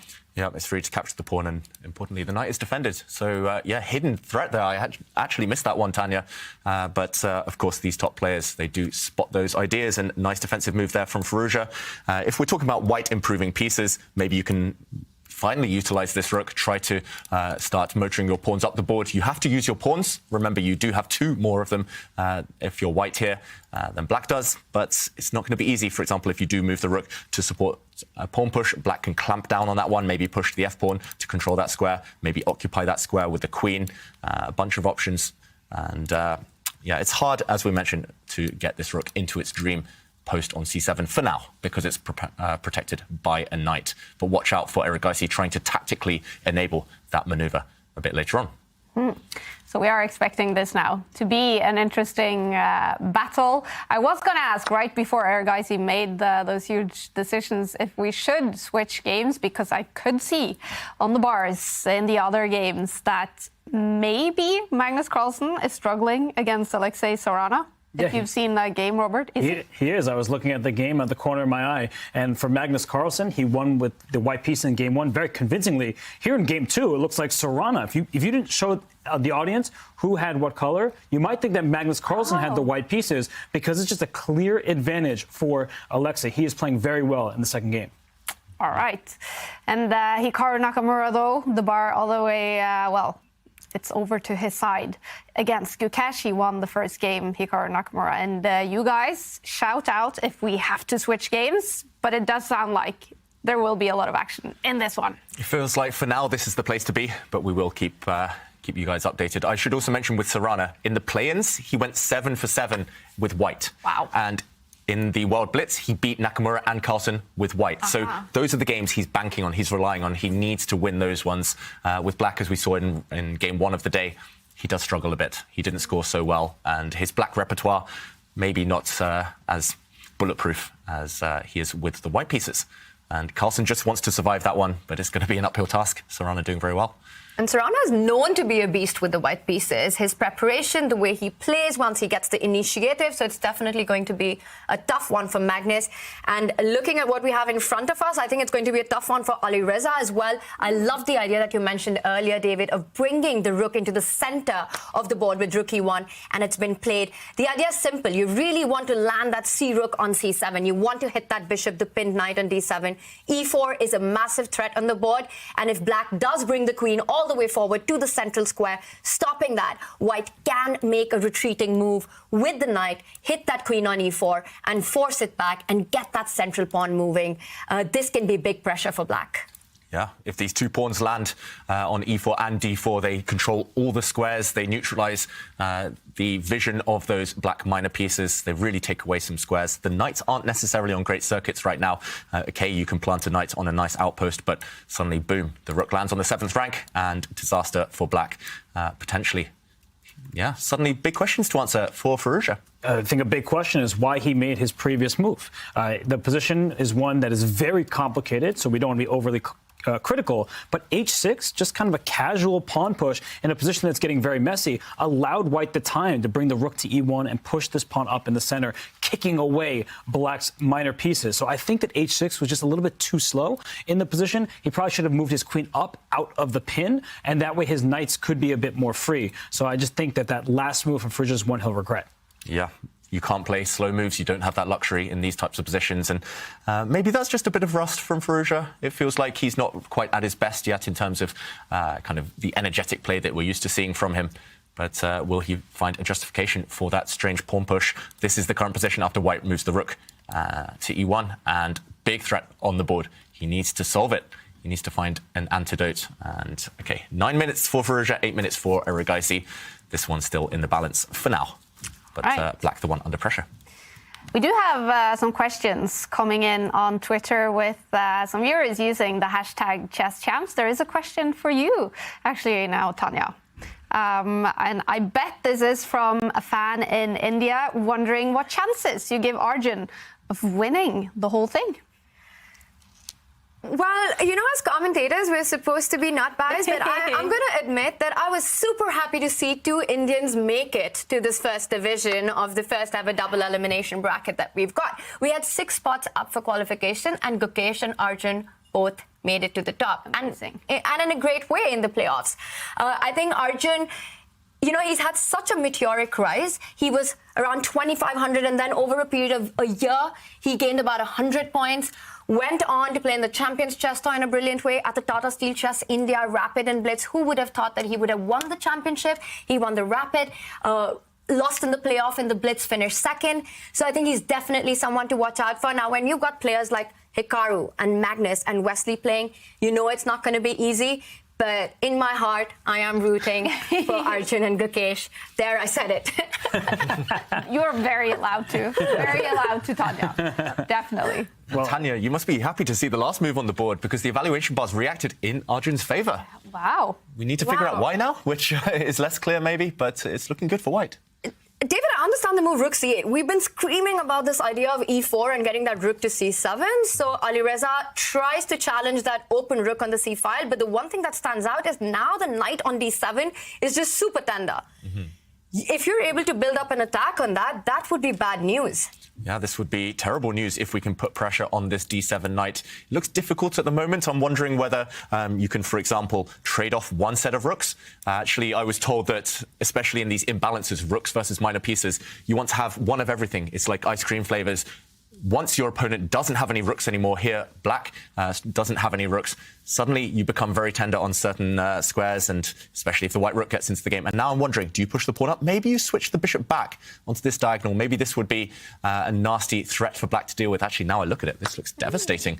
And, OK, he doesn't go for this Erigaisi. I was going to say, now the knight can be defended, yes. For example, you can back it up with another knight, but finally you overpower the knight in the centre. Once it moves, white breaks through on the diagonal. You win at a third pawn, sorry. And this looks crushing almost. And Robert, instead he's gone for something else. He's missed this opportunity and played e4. Is this equally strong?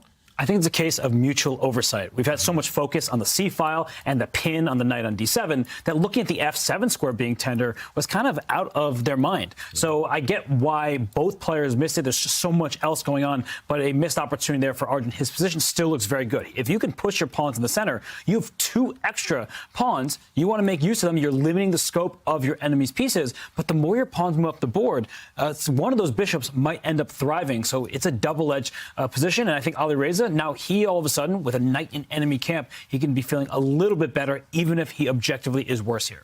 Yep, he's struggling, but he does have this one very active piece, and yeah, you want to kick it out, you want to get rid of it as soon as possible. Thus, Erigaisi comes over, swings his queen, and drives the knight back. He is pushing this piece back. If it has to retreat, momentum white yet again. So still looking good for Erigaisi. Maybe not as good as it could have been. He could have won another pawn to add to his collection, but still very strong. And Firouzja is having to contort himself, play some odd-looking moves, now pushing a pawn to g5. That's very weakening, very loose, that type of move. It needed to happen, though. It needed to be done. and he's clinging on to active squares for his pieces. There is a bit of a difference building up on the clock. Erigaisi certainly spending a lot longer in this game than he did on the previous attacking masterpiece from game 1. But if he speeds up, he's still doing very well. Tanya, still cheering for him. 100%. Arjun realizes that he should be better in this position as long as he keeps those minor pieces that black has under control. The pawn structure in the center takes away so many key squares. That bishop on b5, pinning down that knight on d7. So he knows the position's good, but he can't slow down. He has to make sure that he keeps up the pressure. Now, black's last move, the pawn push to g5, it controls his own knight on f4, but does give up the f5 square. And I was thinking about this, that land something on h4. I was wondering if the knight can go on h4, but Arjun comes up with another idea, David, of trying to break that pawn chain. And I look at our eval bar. It doesn't love the move, but from a human perspective, I think it's very strong. Yeah, certainly ask some really difficult questions of Firouzja right now. How do you defend that pawn that's just been attacked on g5? If that pawn ever gets dislodged, then the black knight falls. And it's difficult. Suddenly it does feel like you're being overwhelmed, kind of stretched, your defences. The black queen is tied down. She's looking in so many different directions. She needs to defend her knight, her rook, and she can't kind of swing to the defence of her king. I'm struggling to find moves here as black, I've got to say. I think he's going to have to slide his queen one square over to the starting square, either after the rook trade or in the current position, and that way you defend this pawn on g5. Tactics may favor the side with more pieces on the board, and black has 2 minor pieces for a rook. So the queen may be overloaded, but if you start some trades, perhaps it's black's pieces that go into the position and start creating attacks, and the white king is the one that actually lacks shelter. Yeah. I want to point out one interesting tactic that exists in the position that the players need to watch out for. After h4, we are looking at this line with rook takes c1, the trade on c1. And David, you were pointing out that white picks it up with the rook, which is such a natural move. And black does have the opportunity, once you do that, to actually capture the pawn on e4. Because look at the geometry with that knight on f4 targeting the e2 square, where it can fork the king and the rook. You can allow the knight on d7 to be hanging because the bishop on b5 needs to defend the e2 square. And I think the tactics just seem to be working out. And look at this rook c1 on the board, and Arjun needs to be careful now. Yeah, this could happen, this variation. You mentioned a knight check landing. It's 4-5 moves in the future, but the fact that Erigaisi has paused means it's on his radar. This is not going to happen, David. Yeah, I think you're right. But we needed to show that it's kind of a potential slip-up here for Erigaisi. If he takes with the rook, things will turn around in black's favour. As you mentioned there, Tanya, queen takes pawn would be extremely strong, picking off one of white's kind of prized possessions there in the centre. But the fact he has stopped means he's going to calculate and he's going to realise he has to take with the queen. And now you definitely don't want to take this pawn with the bishop because you walk into a pin on the e-file. And there we go. You predicted it. He does take with the queen. And still in the balance. But black's queen now getting active, at least creating some threats. Robert mentioned it a couple of moves ago. Potentially the white king could come under fire. Oh, my goodness. This is one of those positions where the evaluation bar does not tell the story. We see objectively white is better with the best moves. Operative word being best. It's difficult to make great moves when that queen is sliding up to the g4 square, 2 squares in that diagonal towards the white king. And there's checkmating threats immediately. And if the only way to stop checkmate is by pushing that pawn in front of your king, you almost never want to push pawns in front of your king. It opens up diagonals, it creates weak squares, and black's forces are about to hop right in. This could be big trouble if Arjun Erigaisi does not show pinpoint accuracy. Yeah, and it's going to be difficult to show that type of accuracy with only 3 minutes on the clock, minimal increment coming on per move. Okay, he takes a pawn, but this is really playing with fire, we've got to say. The black queen is poised. She's ready to jump in. I'm not sure whether she will immediately, but that threat will stay on the cards for the next few moves. There's all sorts of captures here. The black knight can even take a pawn on g2. You have to work out the consequences there. Worst comes to worst for Firouzja, you just take this pawn back, the white pawn on g5, and you say, OK, the tactics are still in the air. I'll make you think, I'll make you calculate a bit more. The fact the evaluation bar hasn't reacted means that maybe there's no knockout blow for black and maybe no tactics work right now. But that's what Firouzja is going to spend his remaining time on. He's going to spend a while trying to figure out whether he can go for that white king immediately. This is such a brave decision by Arjun to take on g5. I mean, if I was white, I would see knight takes g2 with the queen coming in with the check. And I wouldn't have the heart to go for it. And Alireza brings up the queen first, attacking, threatening a mate in 1 on the board. Arjun immediately blitzes out g3. So he has calculated this very important defense where, yes, black can pick up the knight on f3, but then white goes on to win the knight on f4. Mm-hmm. It's lucky that White's queen is sitting there watching from afar to defend her king. The White queen would swoop in to defend just in time in this variation. So Firouzja can't go for this. He lands a check. The king moves. And now the question is, can he get to this White king or not? If he can't, then there's a bunch of problems. You've got too many pawns now. You've given up too many pawns to go for this attack. Also, this knight is under fire. So Firouzja, I'm surprised he went for that queen move so quickly. He just recaptures on g5.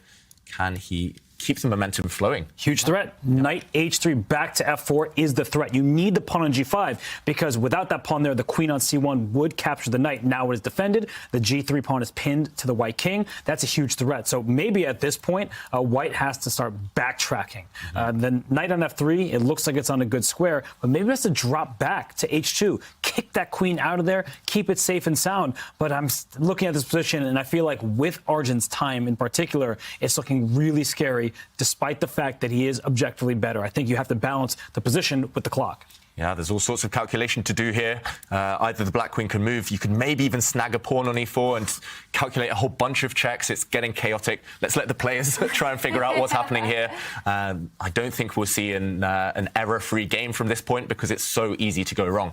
I think at some point, someone's going to make a mistake, and it's just about who makes the last mistake as it gets even more chaotic. First, I think Robert's right. Erigaisi needs to take defensive measures. He needs to move that white knight before it's too late. Can Arjun allow himself more than a minute thinking pause now? Some positions you can survive on a minute. It doesn't feel like this is one of them. Oh, wow. And he brought the knight back, and look at how quickly Alireza scoops up the pawn with check against that White king. So if you decide to push your pawn up to f3, guys, I think we're going to see another sacrifice from Alireza. He's going to keep giving away pieces, exposing the White king. Yeah, we have to show this because this would end in some cool little tactics, cool knight jumps. This would be the most natural move for White, blocking a check. It looks like you're forking two pieces here, attacking the bishop, attacking the queen, but bishop takes pawn would be pretty much obligatory here. And after a recapture, the black knight jumps back with a nasty check. And when the king moves, could we see a little dance between the knight and king? Maybe we'll see another knight check. The White king would have to jump out into the open if it wants to avoid a draw here.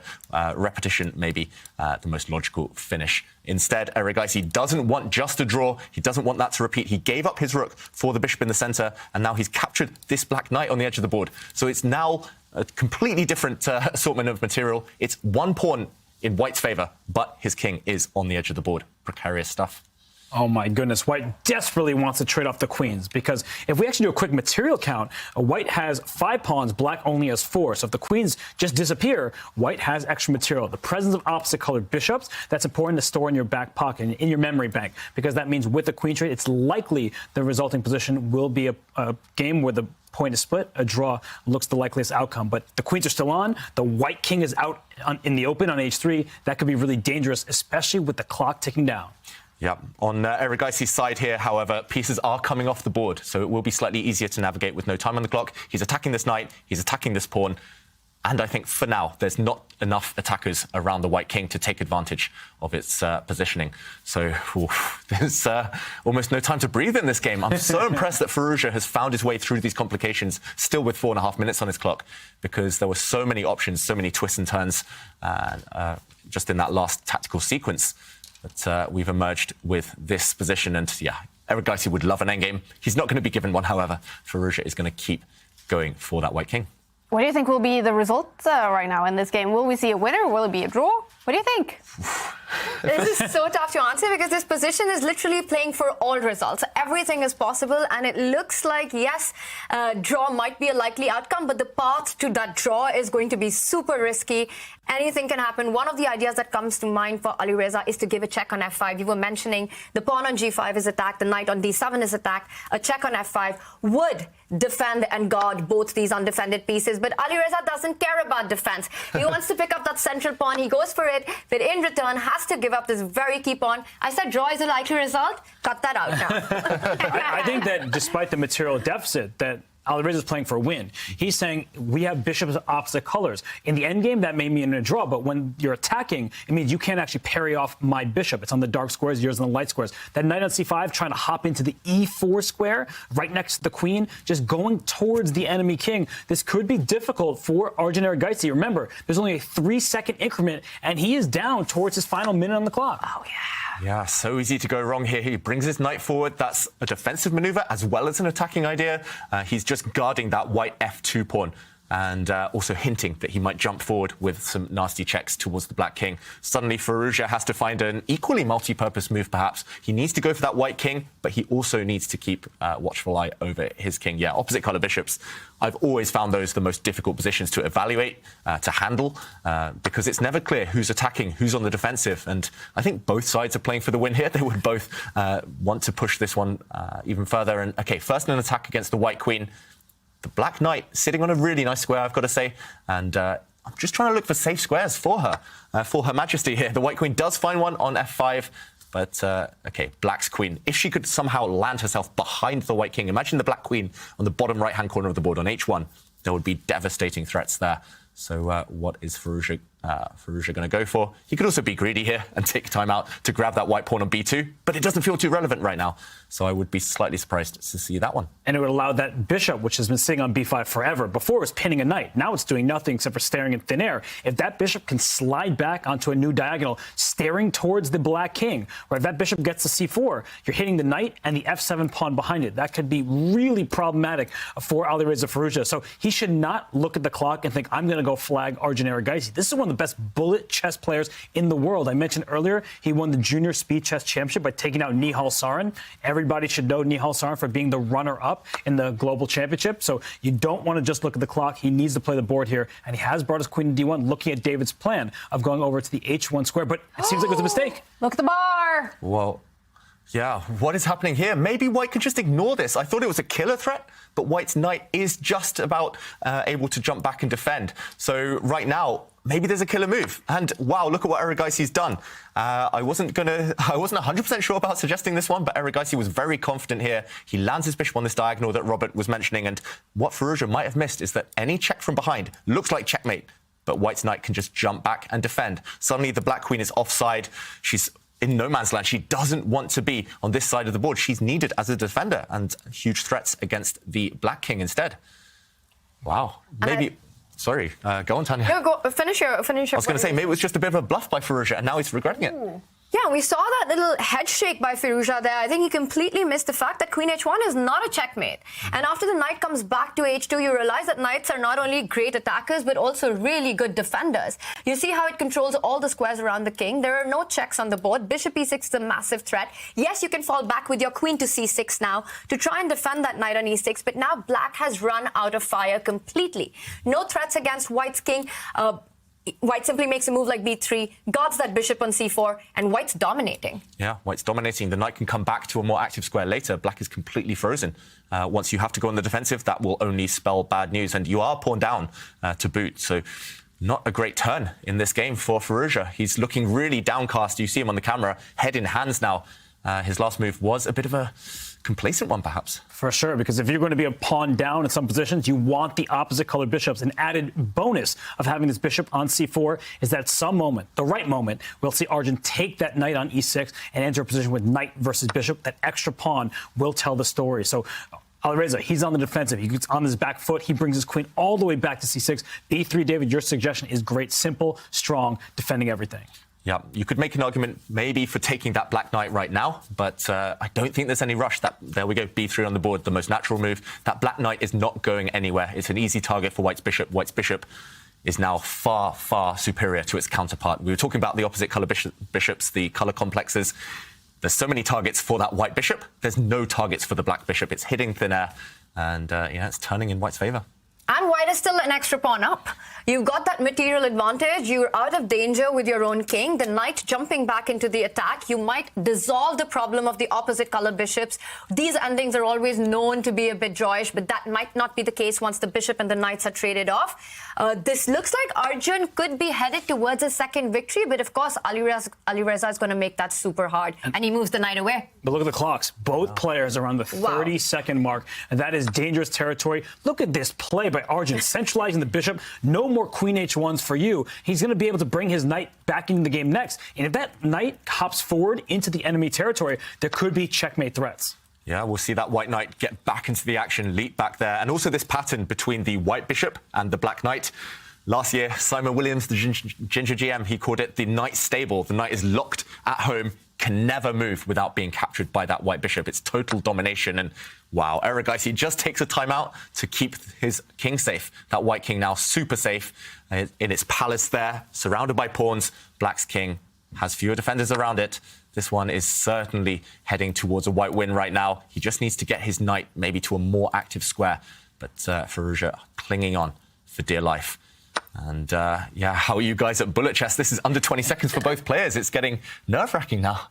But look at Arjun. He doesn't look nervous at all. And this is what I've always admired about him, that in the face of extreme time pressure, just the best in him comes out. He's still, we can see with the Valbar, making the best moves, keeping his pieces centralized, keeps everything protected. This is some great advice, by the way, that whenever you're low on the clock, just make sure that everything's protected. The bishop on c4 is guarded by the b3 pawn, the queen's guarded by the king, the knight's defended, everything under control. Whoa, everything under control. But suddenly the position has changed. There were 2 or 3 very, very quick moves there. And suddenly Firouzja has grabbed a pawn. That white pawn on f2 was captured by the black bishop. The white queen is overloaded, having to defend her own bishop in the center. Couldn't take that black bishop. Now a pawn has dropped near the black king. It's total chaos, despite the reduced material, and black's king is on the run. But that knight on d8, do not take it with the knight on f7. That knight's a very bad piece. You would I thought he was going to bring his knight back to e5 with check and say that knight is dominated on the back row. Instead, he brings a queen in with check. I feel like the black king is slithering away, and that gives Alireza increased chances to survive. Yeah, and it feels like Erigaisi, the nerves are kicking in. He's giving a few checks to gain time on the increment. Knight on d8 now. Yeah, he's attacked the diagonal. This check can be blocked by black's bishop. The black bishop slid back to block, and still a dance between the white queen and the black king. Firouzja leaning back, though, and... It's over. He won a piece. He won a piece. The black king now cannot take that white knight, because then you lose your bishop. And Erigaisi, we almost missed it there, but spun it in his favor. And there's no check on the white king. The black king overloaded, and this is just game over. What a finish, and there we have a result. We've got 2-0 by Arjun. He takes a massive lead. Wow, Arjun Erigaisi, what a player. He goes up by 2 points, and that means Alireza Firouzja, he's going to be in a must-win situation in Game 3 to have a chance of winning the match. What a day he's having. Arjun Erigaisi winning Game 2. I did see Magnus Carlsen, he did as well win game number 2, going up 2 points in his match. And is Hikaru Nakamura about to do the same? And this is not the position from this game. This is the position from game 1 of the day. Oh. So hopefully we can get an update, a refresh on that board. It looks like, okay, Hikaru leaning back. He did just take the win. And hopefully we'll get a chance to see the final position there.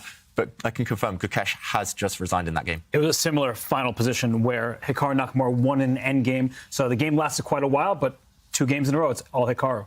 Wow. So we have 3 players now up by 2 points in their matches. Some incredible chess going on today in the Airthings Masters. We did follow Game 2 with Arjun Erigaisi and Alireza Firouzja. Can you give us the highlights, David? How was Arjun able to win that game? Yeah, I just want to show a few moments because it went so quickly at the end. It was fast, it was furious, and it all started around here. Firouzja actually spotted a really cunning tactic as black. We knew he was a pawn down. We knew the black king was in some danger, but he spotted he could grab this f2 pawn, this white f2 pawn, because the white queen cannot step back and capture.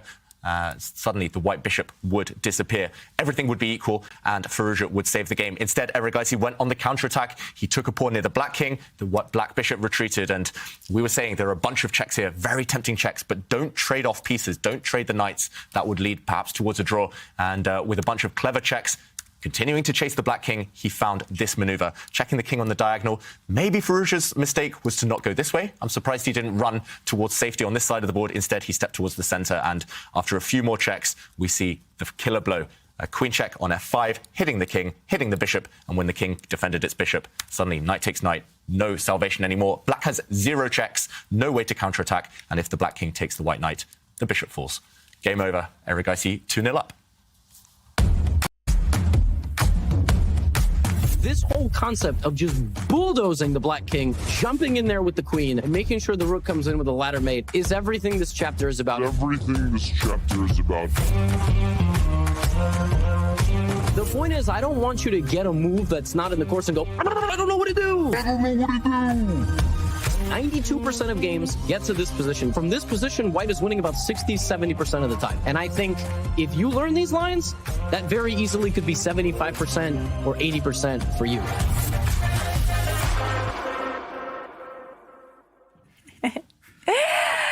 director Arne Horvath is joining me in the studio to talk about this new exciting season of the Champions Chess Tour. But if you're not yet a subscriber on Twitch, we're going to send you to a Twitch break now.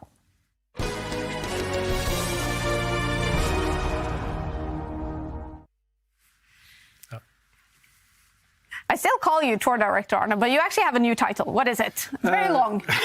It's very hard to say much, but I'm here now as the head of Champions Chess Tour production. Head of Champions Chess Tour production. It is the first day of the Airthings Masters, the event, the first day of the 2023 season. How are you doing? Are you excited? I'm so excited. Yeah. It's so amazing to finally be on the road again with this new exciting format in this new environment that we're part of now. So this is really cool. Yeah, and there's so much new stuff to the Champions Chess Tour. What is the idea behind the whole new format? The idea is to take the best from both worlds, from the Play Magnus world and the Chess.com world.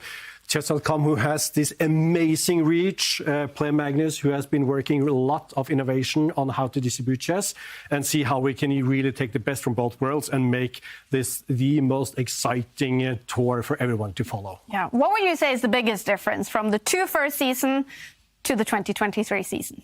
First of all, that we have all the big names being able to participate in this. We have an amazing prize fund, we have an amazing reach, and also the fact that we are going from invited players now to a full open system of qualifiers, which means that everybody who really has it in them to be a part of the tour can, in theory, qualify. Mm-hmm.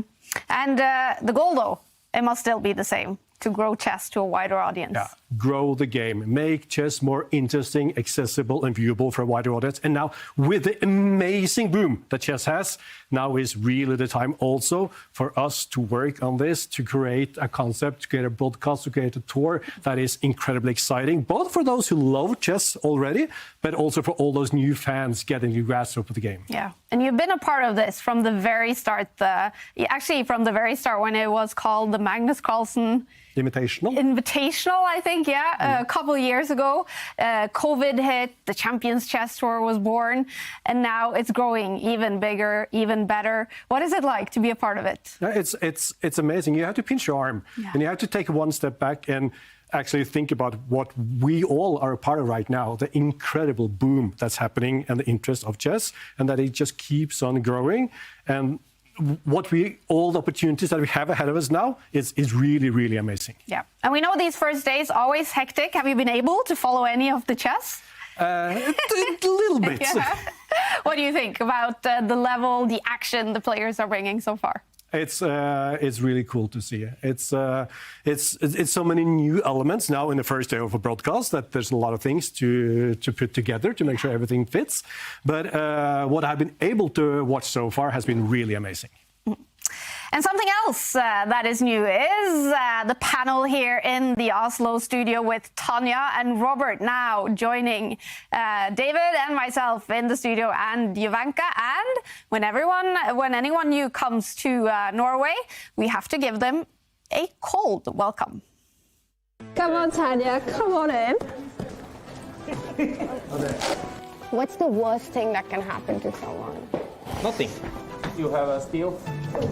Put this in there, whip up a little bit here, and close. And now you have contact. Oh, come on. We'll be fine.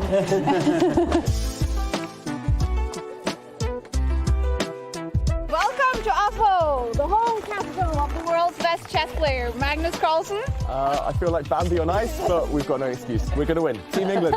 Team England versus Team Global. We're going to challenge you guys in a cross-country relay. Go! Oh my God.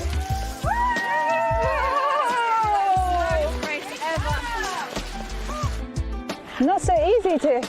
I will survive. Yay. Come on, Tanya. You can do this. Go on, Yobi. It's coming home. Tanya, you got this. I'm like the Terminator. I'm coming up. Oh my God, I got this help.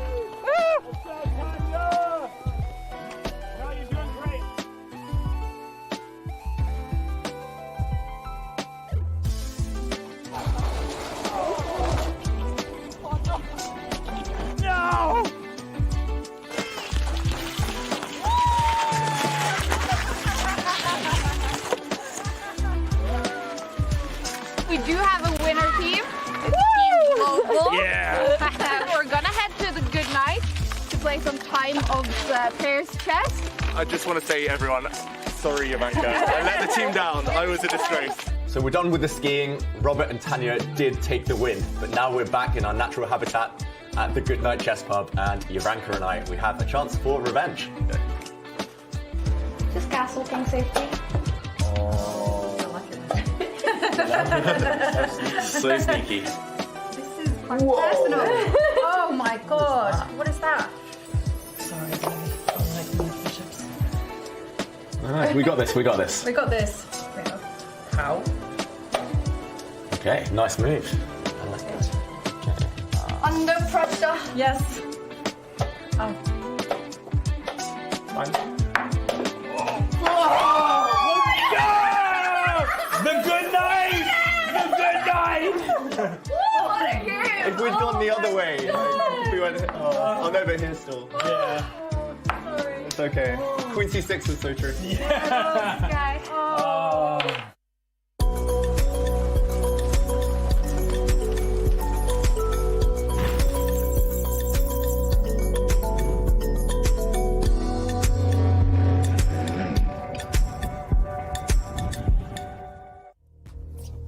We have to give a shout out to Puma for dressing up our experts in their new, very cool Four Seasons collection. So you were comfortable clothing-wise. How did you feel on those skis, Tanya? I was petrified. I was petrified on the skis, as was pretty apparent from the video, but I have to admit that my heart was beating faster when we were playing the chess. Really? We were excellent. Why was it happening? It was a lot of fun. It was a lot of fun. And I know I started like an absolute disaster on those skis, but by the end of it, I actually loved it. And you got the hang of it. I'm very impressed. And David, you are, I've said to you so many times, the most competitive person I know. You were very upset after losing that battle. I don't want to talk about it, Kaya. It was a fix. It was a... No, but it was a lot of fun, and congrats to these two. It's all my fault, though. Ivanka was awesome. I just let us down in both the skiing and the chess. Yeah, good start for Team Global in the Oslo studio. Nice. All right, and it's a good start, especially for three players in the Airthings Masters. These are the results after 2 games so far. Magnus Carlsen is up by 2 points. That means Alexei Sarana, he has to win Game 3 to take it to a Game 4 situation. Is the same for Gukesh. In a must-win situation in Game 3, Hikaru Nakamura is up by 2 points, and so is Arjun Erigaisi, winning 2 games in a row against Alireza Firouzja. Wesley So and Rauf Mamedov, they have played 2 draws, and they are tied so far. So, Robert, who's impressed you the most so far today? It has to be Arjun Erigaisi, because Magnus Carlsen, Hikaru Nakamura, they're always the favorite, unless they're playing each other, in which case it's a toss-up. But for Arjun Erigaisi, he's been unbelievable. He's finding the tactics. Even when he's down on time, he is still playing the best moves, and he earned himself those 2 wins. Definitely. We're going to follow the next game between Hikaru Nakamura and Gukesh, with Gukesh being in a must-win situation. Hikaru on fire today. So what is it about for the 16-year-old Indian right now, Tanya? He had a phenomenal run at the qualifiers. In the Swiss plane, he finished right at the top, and then very strategic, bold decision of playing against Vladimir Kramnik in the playoff and won that 2-0. And then what he gets as a prize is a first-round matchup against Hikaru Nakamura, an absolute beast, a monster in this format. And undoubtedly, Hikaru is a big favorite, and he's showing us why. Gukesh has to win on demand. He has to give this next game everything and more. It's a tough task ahead of him. Yeah. Must-win situation for 3 players. We couldn't have asked for a more dramatic start to the Champions Chess Tour 2023. And here we go. Game 3, Gukesh with the white pieces. We should have asked for another prediction from you, Kaya. You would have got it right again. Another D4. And no Queen's Gambit here. Nakamura, which opening will he choose? Of course, he plays everything under the sun, Nakamura. He tends to go towards the Queen's Gambit declined when he's in doubt, when he just wants a solid position. For Gukesh, it's not just about getting out of the opening, it's about getting out of the opening with a bunch of pieces left, with a very tense position.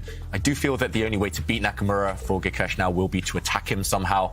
The endgame has proven to be Nakamura's forte in this matchup, today at least. And it's another London system, though. So do we boo this one? Or do we think it's a great match strategy for Gukesh? Well, you mentioned he needs to keep all the pieces on the board. So from that approach, I think it makes a lot of sense. You're hoping for the long game here. Hikaru needs just a draw to wrap up this match. So it's definitely a tough task ahead of Gukesh. He's going to throw everything he's got. He starts slow. One of the things that players often end up doing in a must-win situation is play these rash openings. And they don't end well. So I like that Gukesh has at least kept calm and chosen this line, which kind of gives him the opportunity to get a middle game, to just play for a normal game, and hopefully not get into an end game like you're mentioning. Yeah, he's going to keep all the pieces on the board. This is a rare sideline of the London system where White has had to commit a move to playing rook b1, just defending that b pawn. Black's queen coming out early. That comes with some risk involved, but at least White does get the time to set up this triangle of pawns supporting the London bishop. But wow, Nakamura trading off the light square bishops. Looks like a French defense gone right for Black. Very right. The bad piece for Black and a French is that light square bishop. But I know Simon Williams, Ginger GM, he always loves these lines of the bishop sliding out to d7, then to b5, offering a trade. And that means that the pawn structure is very solid for Black. f7, e6, d5. Great foundation in the center for Hikaru here. And now that the bishop's out of the way, he can then develop his knight and keep everything under control. Yeah, it looks really nice. As a bit of a bonus here, if the bishops get traded off, Black does prevent the White king from castling. The queen uses her vision there to control one of the squares the king would want to castle through. And of course, you can't castle through check. You can try and kick the queen away, for example, with a move like a4. But the Black queen, for example, could keep itself on this diagonal. And I'm struggling to find ways now to keep the pieces on the board. I mentioned that Gukesh ideally wants to keep the tension. He's clearly been surprised in this opening. He's burnt over a minute already. It's only move 7, and no clear way to keep the bishops on.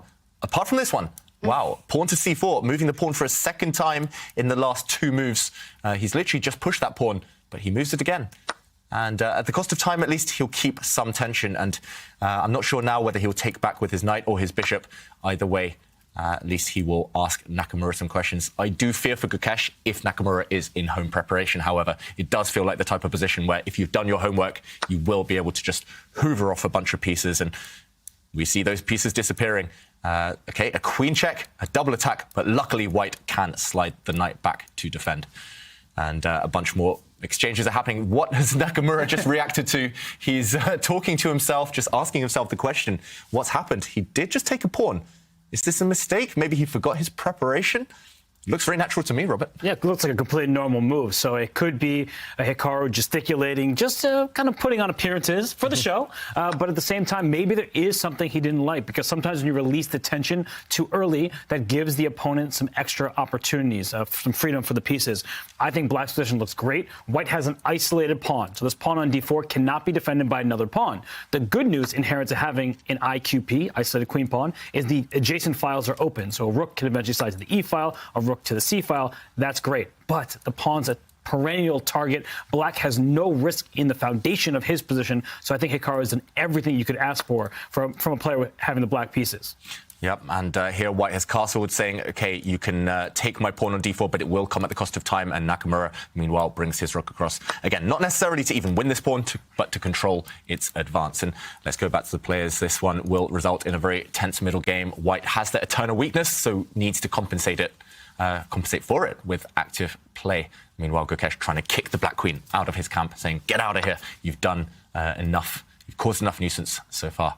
And maybe Nakamura could grab this pawn in the centre next move if he's feeling greedy. Remember, a draw suits him, though. So plenty of solid moves, solid alternatives at his disposal as well. OK. 3 players are in must-win situations in this round of games. Gukesh is one of them. Can we see that in the way he has started this game, that he's just going all out? Yeah, I would say yes. He's going for the London system. He's trying to keep pieces on the board, but Nakamura hasn't really allowed him to. There's been a trade of 2 sets of pawns, 1 set of minor pieces. Gukesh, I think he goes all out in every game, Kaya. That's the thing about him. It's hard to tell when he's playing solid. I don't think I've ever seen Gukesh play solid. He's always very ambitious, and that's why he's already reached the upper echelons of world chess at such a young age. And there is a question there. What do you guys think about Gukesh's opening choices, Robert? Well, I think that he's playing what he knows, and he needs to take risks somewhere. The problem is, in certain lines that have risk, is if somebody has studied it, in which case, in this case, Hikaru certainly has figured out this opening, you can combat it in some forcing ways. And that's the last thing you want in a must-win game, is to have a forcing variation that your opponent knows. So at least in the current position, we have white with the bishop pair. Only white has a light square bishop, whereas black has the 2 knights. So there is something to play for. This game isn't going to immediately conclude. So I think that I like his choice here in game 3. The earlier games, I didn't look into enough depth, but I feel like Hikaru is Hikaru at the end of the day. And Tanya, earlier the fans were asking about Erigaisi. Is there the same level of support in India for Gukesh? Oh, 100%. A huge level of support for the Indian youngsters. And Gukesh has so far really shown his class in classical play. We had his breakout performance during the Olympiad. Oh, wow, what a phenomenal tournament that was. But after that, he had a couple of disappointing results. Even the Tata Steel was his debut, but it was a lukewarm performance, at least by the standards that he sets for himself. A huge learning experience. We haven't seen Gukesh as much in rapid and blitz. We haven't seen him that much in speed chess, which is what made it even more impressive, his run in the qualifiers. So playing against Hikaru here, I think this is a lot to do with experience. We were talking about opening choices. I like that he's gone for the initiative. He doesn't mind giving up that d4 pawn for keeping Black's king in the center. We see a developing move there by Hikaru, not getting greedy in the center. He had no time to do that, allowing checks on the b5 square. g3, a nice solid move. Eventually what white wants to do is start pushing the b pawn up the board. You want to go b4, you want to get b5. Now the rook is on c1. It's x-raying that queen on c7. So as far as opening choices are concerned, I think in a win-on-demand game, Gukesh has done it right so far.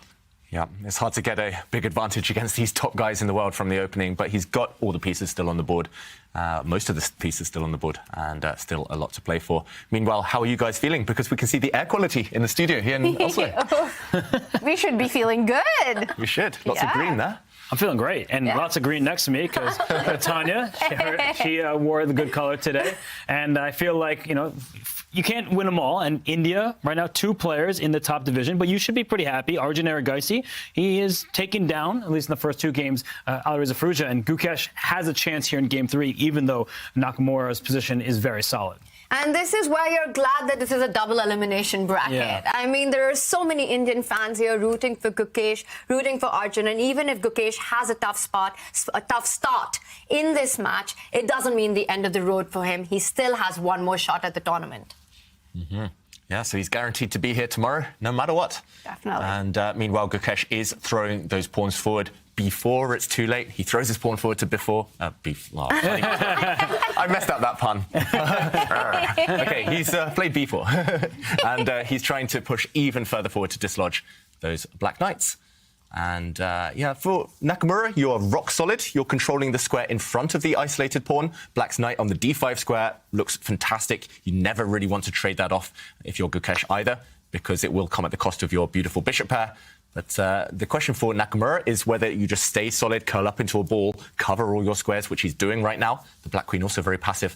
Yeah, what next? And I think that's the question for both players, perhaps.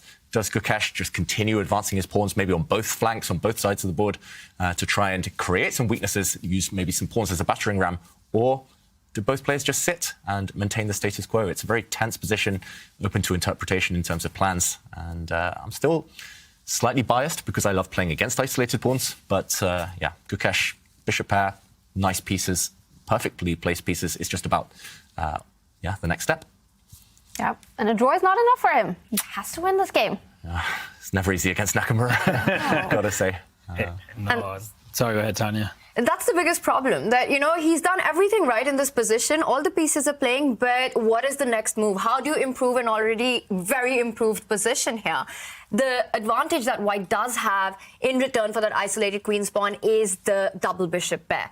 But how good is that with that bishop on e3 just playing such a big defensive role? And Kaya, as you mentioned, a draw is not enough. At some point, you have to start taking risks. And here, Gukesh is showing what his intentions are. He wants to try and set up a battery along the b1, h7 diagonal. He is trying to target that h7 weakness. Ideas of h4, knight g5, really hitting that soft spot on h7 come to mind as well. So Gukesh now trying to build that uneven playground in the middle game.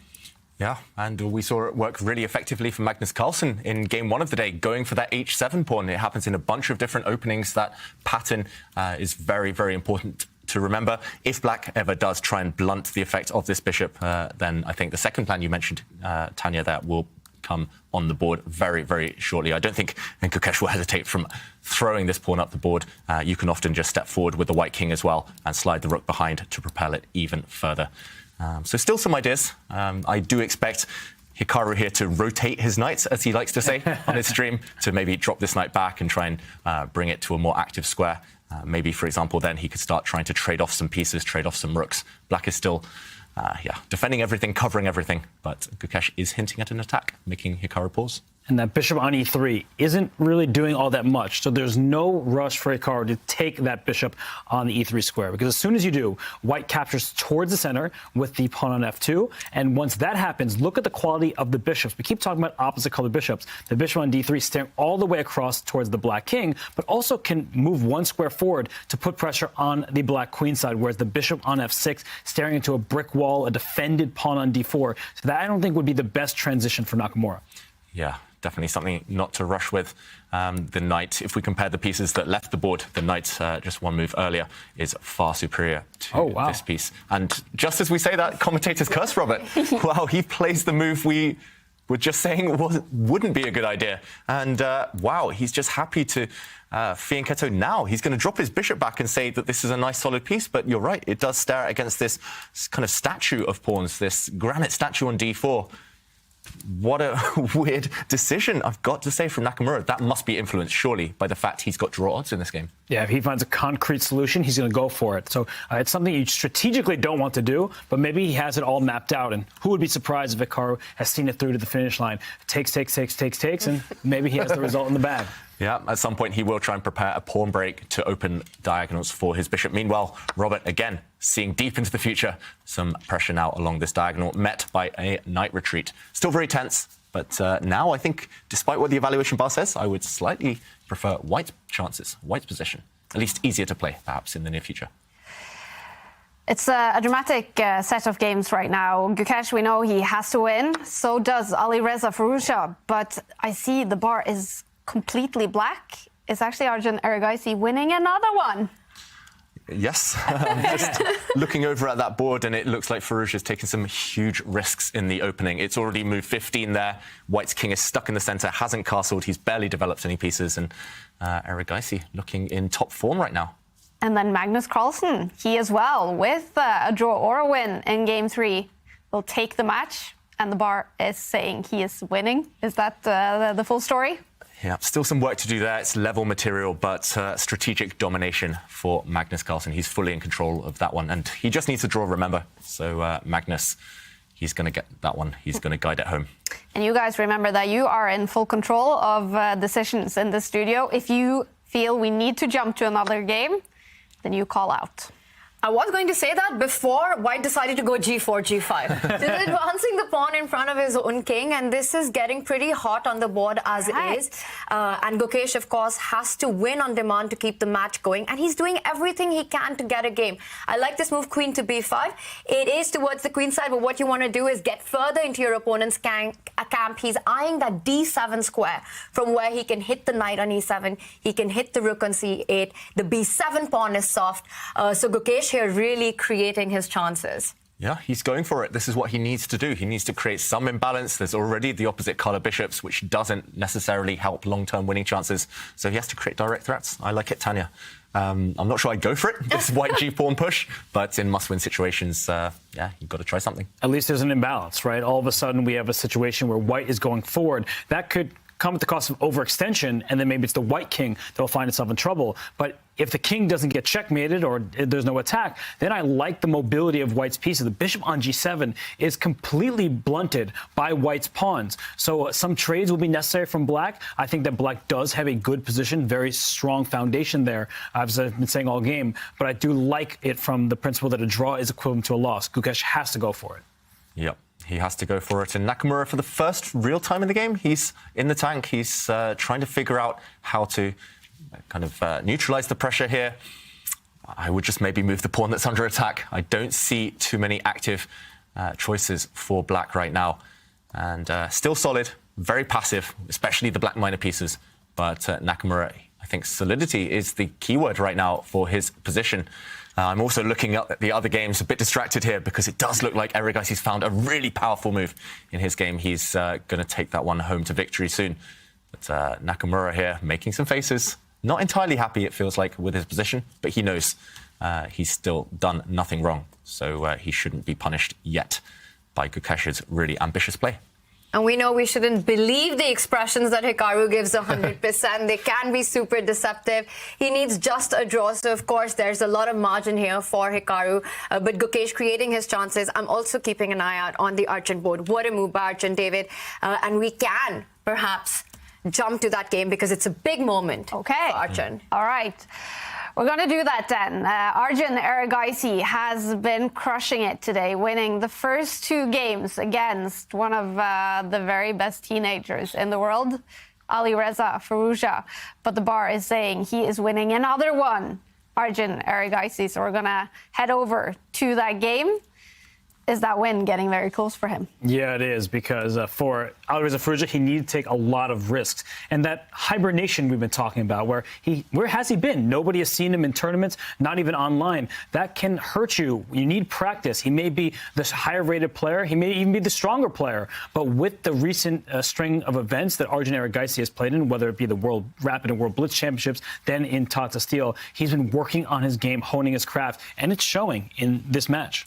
Yeah, he's looking really sharp, Erigaisi, and it was just a one-move blunder, we should mention, from Firouzja in this game, but he has been taking risks and necessary risks. So it's not just about this game, which he most likely will lose, but the first 2 games of the day didn't look like he was himself, getting out-calculated by his contemporary there. Both 19 years old, of course. We'll see that clash for years to come, and we'll see them battle it out for 10, 20 years, hopefully, these two at the top of world chess. But we're waiting for that game to appear on our boards. I don't think Firouzja has moved in the last 5 minutes because he's been so stunned by a strong reply by Erigaisi. And we're jumping over to the game. It's a must-win situation for Alireza Firouzja. But you said it, David. He's stunned. He's stunned, and look at his pose, Firouzja, right now. He's only got 4 minutes left. He's been thinking for so long. Black's queen jumping into the center was the last move on the board, and while Firouzja tries to understand how to survive here, how to cope with the ruins of his position, let's go back and show the last couple of moves, because Erigaisi's last move, this queen jump, was really spectacular and really strong. And it all started around here. It looked like Firouzja played a very natural move, attacking the black knight. Did the knight have to drop back? Erigaisi said no. Counterattacking is another option. He attacked this white knight in the center, and Firouzja here, the big mistake was not to start trading off pieces. Instead, he put his knight on the rim. Remember, this was a mistake that Sarana played in the first game against Magnus Carlsen, putting the knight on the side of the board. There has to be a concrete reason. You do lose control over the center. Yes, the bishop is opened up, to defend this knight, but you lose control over the all-important d4 square and queen to d4, landing the queen, offering a trade here. It's crushing. After queen takes queen, for example, black, I don't know whether you take the queen or you flick in a knight check, but black can choose either, it feels like. And when the king moves, we just recapture the queen and too many threats. This rook is under fire, this pawn is under fire, and if you take a time out to move the rook, black does get a bunch of pawns on this queen side. There's actually 3 or 4 very tempting options. I'm not sure which to choose from. You could take this pawn, you can take this pawn, and either way, you will eventually win an endgame. And let's remember that all Arjun Erigaisi needs with the black pieces is a draw, but that would be a winning position with no chances for white. So that is likely we're going to see something like that. We saw a queen trade on the board, and I like knight c2 check. Such a good intermezzo. You don't just have to recapture on the d4 square. Maybe it's better for your knight on b4 to land where the queen is, and we just saw knight c2 check played. Arjun Erigaisi doing everything right in this match. Yeah, and just to follow this variation, knight takes queen is about to happen, bishop takes bishop, and it does look like white is creating a double attack here, but black can solve this in a bunch of ways. I think you can even capture this pawn, attacking the white rook, and this one does get a bit complicated. I think Firouzja's banking all of his hopes on this. You can attack this black knight, but in a position such as this one, defending the knight, bishop takes rook. Look at this. The white rook is almost powerless in the corner. Look at the strength of the 2 black knights combined with their protectors, the 2 pawns. Black is actually temporarily a whole rook down, but you will gain back at least a piece with interest. And those 2 knights are worth so much more. This whole match by Archon has been his own version of playing the Queen's Gambit. His play with the Queen has been so strong. In the first round against Alireza, he sacrificed an entire Queen, threatening a checkmate. In the second round, we saw this amazing Queen dance where he eventually won a piece. And Queen d4 in this game, what a star move. And I think it all comes down to the geometry that he's been seeing with the tactics. And that's not an easy thing to do when you're playing against a player like Alireza, who himself is so strong when it comes to tactical play. But Archon's just been on top of things from round 1 in this one. Yeah, and how quick has he been? He's still got 9 minutes on the clock. He's sacrificed a whole rook when he only needs a draw. He's taking huge risks, but he's seeing the board so quickly, so well right now.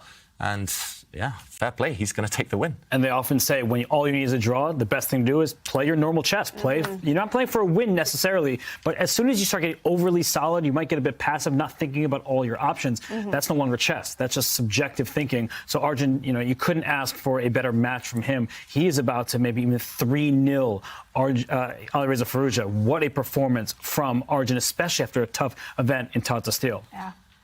Wow, and for the first time today, we're seeing Wesley So in trouble. That's the closest match so far on the scoreboard. It's 1-1 over there. But Mamedov, one of the underdogs of Division 1 right now, looks like he's winning according to the evaluation bar. We haven't followed that one too much, but we should just mention that one is guaranteed a game 4, so we will follow it a bit later. You will definitely get to see Wesley So in action against Mamedov Game 3 going on. And Wesley So in trouble, and so is Alireza Firouzja. Do you think Alireza is shocked at the level Arjun has brought to this quarterfinal? I don't believe that Alireza would underestimate Archon. I think Archon has shown phenomenal performance, but definitely going into the match, many would have picked Alireza as a favorite on paper. But the match has gone on to show that you can never underestimate Archon, and it looks like Alireza is staring at the face of a match defeat here. And we have a winner already in the quarterfinals, Magnus Carlsen, the world #1. He plays a draw in Game 3 against Alexei Sarana to take that match after only 3 games. That means Magnus Carlsen, he stays on the winner bracket. Alexei Sarana will be knocked down to the losers bracket to play losers round 1 tomorrow. Magnus Carlsen goes through to the winners semifinals tomorrow. What a way to start for Magnus. He's looking good, and it could have been 3-0 there as well. Magnus took the draw from a position of strength. So, unfortunately, Sarana ran into Magnus on a good day. And it's hard for anyone, even at their best, to compete. But it's nice to see the world #1 looking strong. Yeah, it could not have gone better for Magnus. And I think when Magnus has lost a game to any player, when he plays him the next time, he just comes back with such a vengeance. Yeah. And I think that's what he did today. He wanted to... This was a grudge match for Magnus, and he proved his point. Yeah. Beating someone once isn't revenge, I think it's a quote from Magnus Carlsen. But today, he beat him twice and could have won 3 games. Yeah, sound defeat for Magnus Carlsen and for Alexis Sarana. It doesn't get any easier. That's what happens in the Champions Chess Tour. You may lose a match, it's double elimination, you're still in the thing, but it's likely that he's going to face off against Alireza Firouzja. So you lose to Magnus in an open tournament. You say, oh, you get to play me. Great. You're going to go beat me and then go play them again. Now he plays likely Alireza Firouzja. Yikes. Yeah. Tough matchups ahead. Yeah. Magnus Carlsen will face the winner of this matchup in tomorrow's winners semifinals, and that looks like it will be Arjun Erigaisi. Those two played each other a bunch of times last season on the Champions Chess Tour. Yeah, and often Magnus Carlsen was his kryptonite, Erigaisi, the only one who could stop him at times. So this position, back to the game, we do see all of those black pawns advancing. Look at the left side of the board, those black pawns marching down them. And I think it's inevitable. One of them will eventually cost white material or become a new queen. And some of the viewers at home might be wondering, why is this position so hopeless for white? It's actually level material. White has a rook, black has a knight and 2 pawns, but it's just the pure domination, the pure control that black has on the queen side. And once the black knights step out of the way of those pawns, they will continue their inevitable advance. And meanwhile, white has no counterplay, no source of activity for the remaining pieces. White's knight feeling a bit stuck, not able to jump over to defend. White's other rook, which is finally mobilized, not really going anywhere anytime soon. So with a bit of care, with a bit of control, such as this last move, using that pattern that Robert used earlier, pawn dominating that white knight. Yeah, this shows real class from Erigaisi. That's so nasty because it's completely unnecessary. It feels like he can just push his pawns up the board, but he doesn't want to give his opponent a sliver of hope. That knight on f3, it's not going anywhere. Those pawns can be pushed in a few moves, and so a great play. It's just complete dominance from Arjun Erigaisi. I love that move. f6, just making sure that knight's got, look at this, it goes to the rim. It's not going anywhere from there. It's already been there, that knight, and it's going to start retreating, hopping around, trying to find a better circuit. I think here Erigaisi will just take a timeout, defend that f6 pawn, maybe use the black king, the only piece that isn't doing too much right now. And yeah, white is playing without a couple of pieces. Look at that sad white rook, completely controlled by the black knights. Nowhere to go. And this one should be a matter of technique, as they say. It's also 30 seconds against 6 minutes, which doesn't help at all. I was looking at Nora there with a coconut drink in Panama. That looked so nice. Jealous at all? Yeah, a little bit. It's quite cold in Norway, as you guys now know. It's, not looking warm on the position for Firouzja either. Look at this knight retreating, struggling to find a way back into the game. It's just really tough. It's been a really hard day for Firouzja. Yeah. Super hard. And he's got knight g2. He wants to find a way to the center of the board. He wants to come on to f4, d5, try and create pressure on f6. Also make sure that black's pawns on the queen's side find it difficult to advance. It is winning for Arjun, but he needs to show some good technique here. He needs to find a way to push those pawns.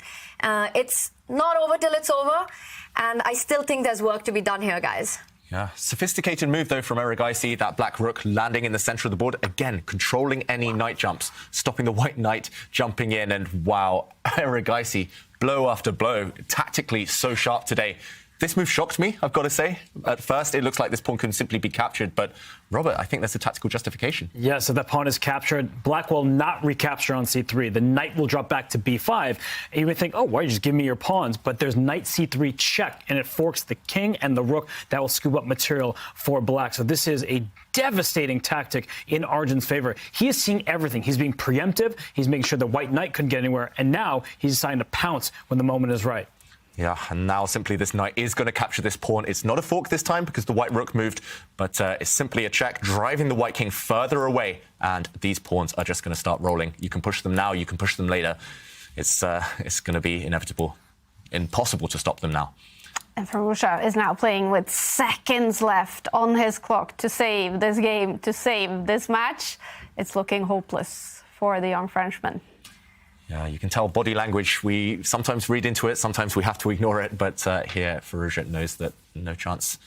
12 seconds. It's just been one of those games, one of those days. What's gone wrong for him today? Is it his own fault, so to speak, or is it just Arjun who's been crushing it today? Arjun's been on fire. Yeah. He's been tactically alert. He's played great prophylactic move, stopping his opponent's activity. He's shown great technique. Even this one, just in 3 moves, getting a winning position. The A pawn marching down the board. All those ideas with the queen that we saw in the earlier games. Just brilliant play from start to finish. He was never in the back foot. He was never worse throughout the match. So a very controlled win here by Arjun. And Robert, I can see how impressed you are on your face by these moves from Erigaisi. I mean, every move has a purpose in his game right now. He just traded rooks, and you're often told, well, if you have fewer rooks, maybe you shouldn't trade. He's saying these passed pawns are storming up the board. I do not want to give my opponent any counterplay. So if the white rook that's on c1 could jump over the knight, maybe there would be some chances to land a few checks and give an opportunity to stop the pawns, but not from the front. It seems that if you just bring one of your knights, either one, back to the e4 square with check, then the pawns are running by themselves. It's as clear-cut as it gets. Arjun Erigaisi, every move in this game has felt extremely accurate. Yeah, you can start advancing, I think, even either of them at this point, but yeah, these pawns aren't going to be stopped anytime soon. I'm surprised at how easy Arjun made this one look. Mm-hmm. And again, logical moves will wrap up the point. Like you say, it's rare at the top levels of chess to play kind of such a smooth game, not allow your opponent any counterplay. In 6 seconds for Firouzja, we're expecting one of these knights to land with a check. I'm not sure which one's better. They both look very strong, to be honest. But Arjun, he's doing the right thing. He's sitting on his hands, not rushing. He knows this is the critical moment. He knows he's winning. Just 1 or 2 accurate moves, and he'll reach that finishing line. Now he's in calculation mode. He's trying to figure out which knight to give the check with and then which pawn to push. So, yeah, a matter of time, but Erigaisi has 3 minutes. That should be sufficient to calculate his way to that win. 6 seconds, however, for Alireza Firouzja. That is probably not enough to save this game. What a move. Again! He's seen everything, and we have to show the justification here. He's actually giving up his knight because the black pawns are just too strong. And let's jump in. Actually, well, we're going to see it on the board. This pawn is about to promote. The white rook has to stop it, and the other pawn joins. One of them is going to become a queen, and game over. 3-0. It's game over. Arjun Erigaisi takes the match. He goes through to the winners' semifinals, where he will face Magnus Carlsen, also winning his match today. Congratulations, Magnus. Thank you. What has today been like? A crushing start to the Champions Chess Tour season. Yeah, it was all right. I sort of messed up the opening in the second game, but apart from that, it went quite all right. And you've said before that beating someone once isn't revenge. You did lose to Sarana in the Blitz World Championship. Do you feel like you got some revenge beating him in a crushing style today? I didn't think about that. I mean, I ended up winning the World Blitz after all, so that's fine. And we know you're playing from Canada, actually quite early in the morning. So what has that been like to wake up early and start playing the Champions Chess Tour? No, it's not that bad. I mean, we started at 11 here, and I haven't been here long enough to sort of get 100% off European time, so that's okay. And did you get some help from the chess bras actually in preparing for the games? Well, I mean, getting things set up and such, but theoretical preparation was sorely lacking, unfortunately. Okay, got it.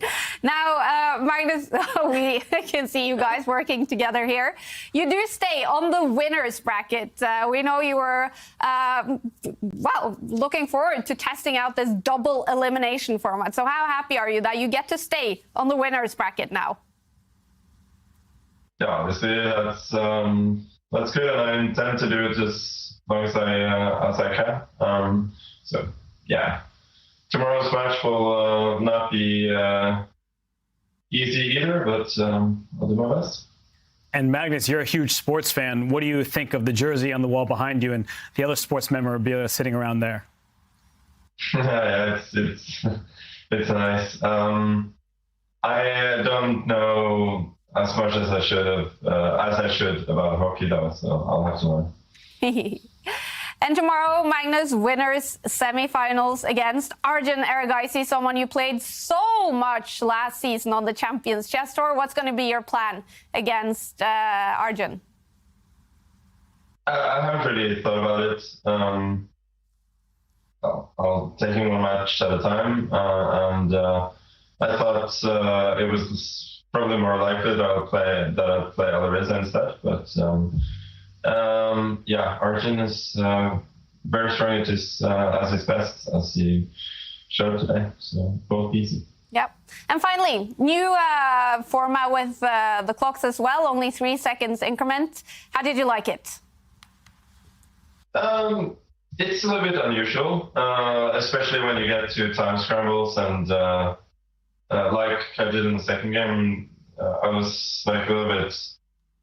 It was a bit unusual for me that I wasn't actually able to think much. I just had to play on instinct there. So I think it will take a little bit of time getting used to it, being more of a sort of a pure blitz finish than I'm used to. But it's fine. All right. Well, Magnus, big congratulations on a great start to the season, and best of luck tomorrow. Thank you. Thank you for joining us. Magnus Carlsen is one of several players already ready for the winners semifinals. He's going to play Arjun Erigaisi, and we have to get caught up on results. We do know Arjun Erigaisi has won his match against Firouzja, and Hikaru Nakamura. A draw in game 3 means he is also ready for winners semifinals. Wesley So, I didn't see. Wesley So and Mamedov. Wesley So won, surprisingly, actually. What happened there? He turned it around. He was dead lost. It looked like he could barely move a piece at some point. Mamedov in full control, but Mamedov cashed it in at the wrong time, went into an equal endgame and got outmaneuvered. Wesley was too strong in the latter stages of that game. So Wesley So is in the lead heading into a game 4 in that one. Do you now hold him as a favorite to win that match before it even goes to Armageddon? I don't think that anybody is envious of the task of beating Wesley So. He's one of the most solid players on the planet, so good luck to Ralph Mamedov, because Wesley does not relinquish the lead very often. Yeah. And we have 3 matches finished now, Tanya. I mean, how surprised are you that 3 players have been actually able to crush their opposition today?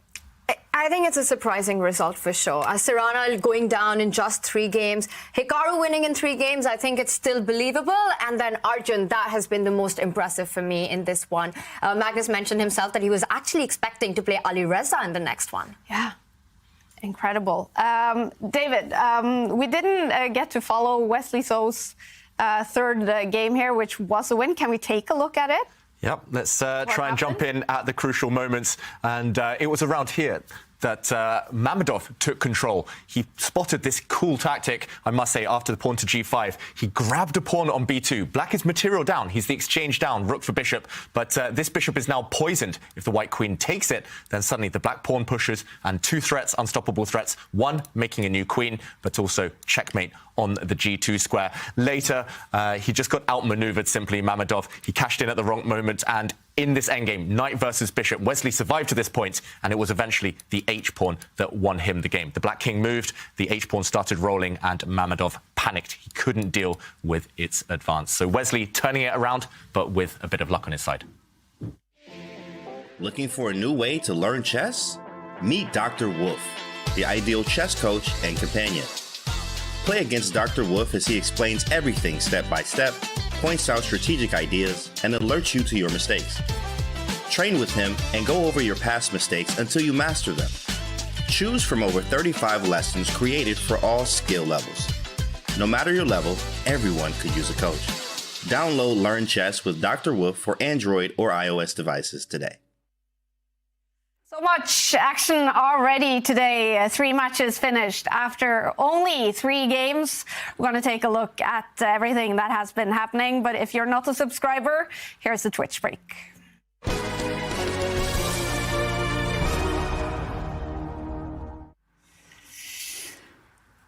I would not have bet that, Jovanka, that 3 matches would have been finished after 3 games. Some dominant chess that we've seen already today. Yeah, it has been incredible. I mean, what an emotional roller coaster, I have to say. And wow, wow. It's just unbelievable. I mean, the way that Magnus, Hikaru just outclassed their opponents was just something else. Yeah. And who has impressed you the most so far?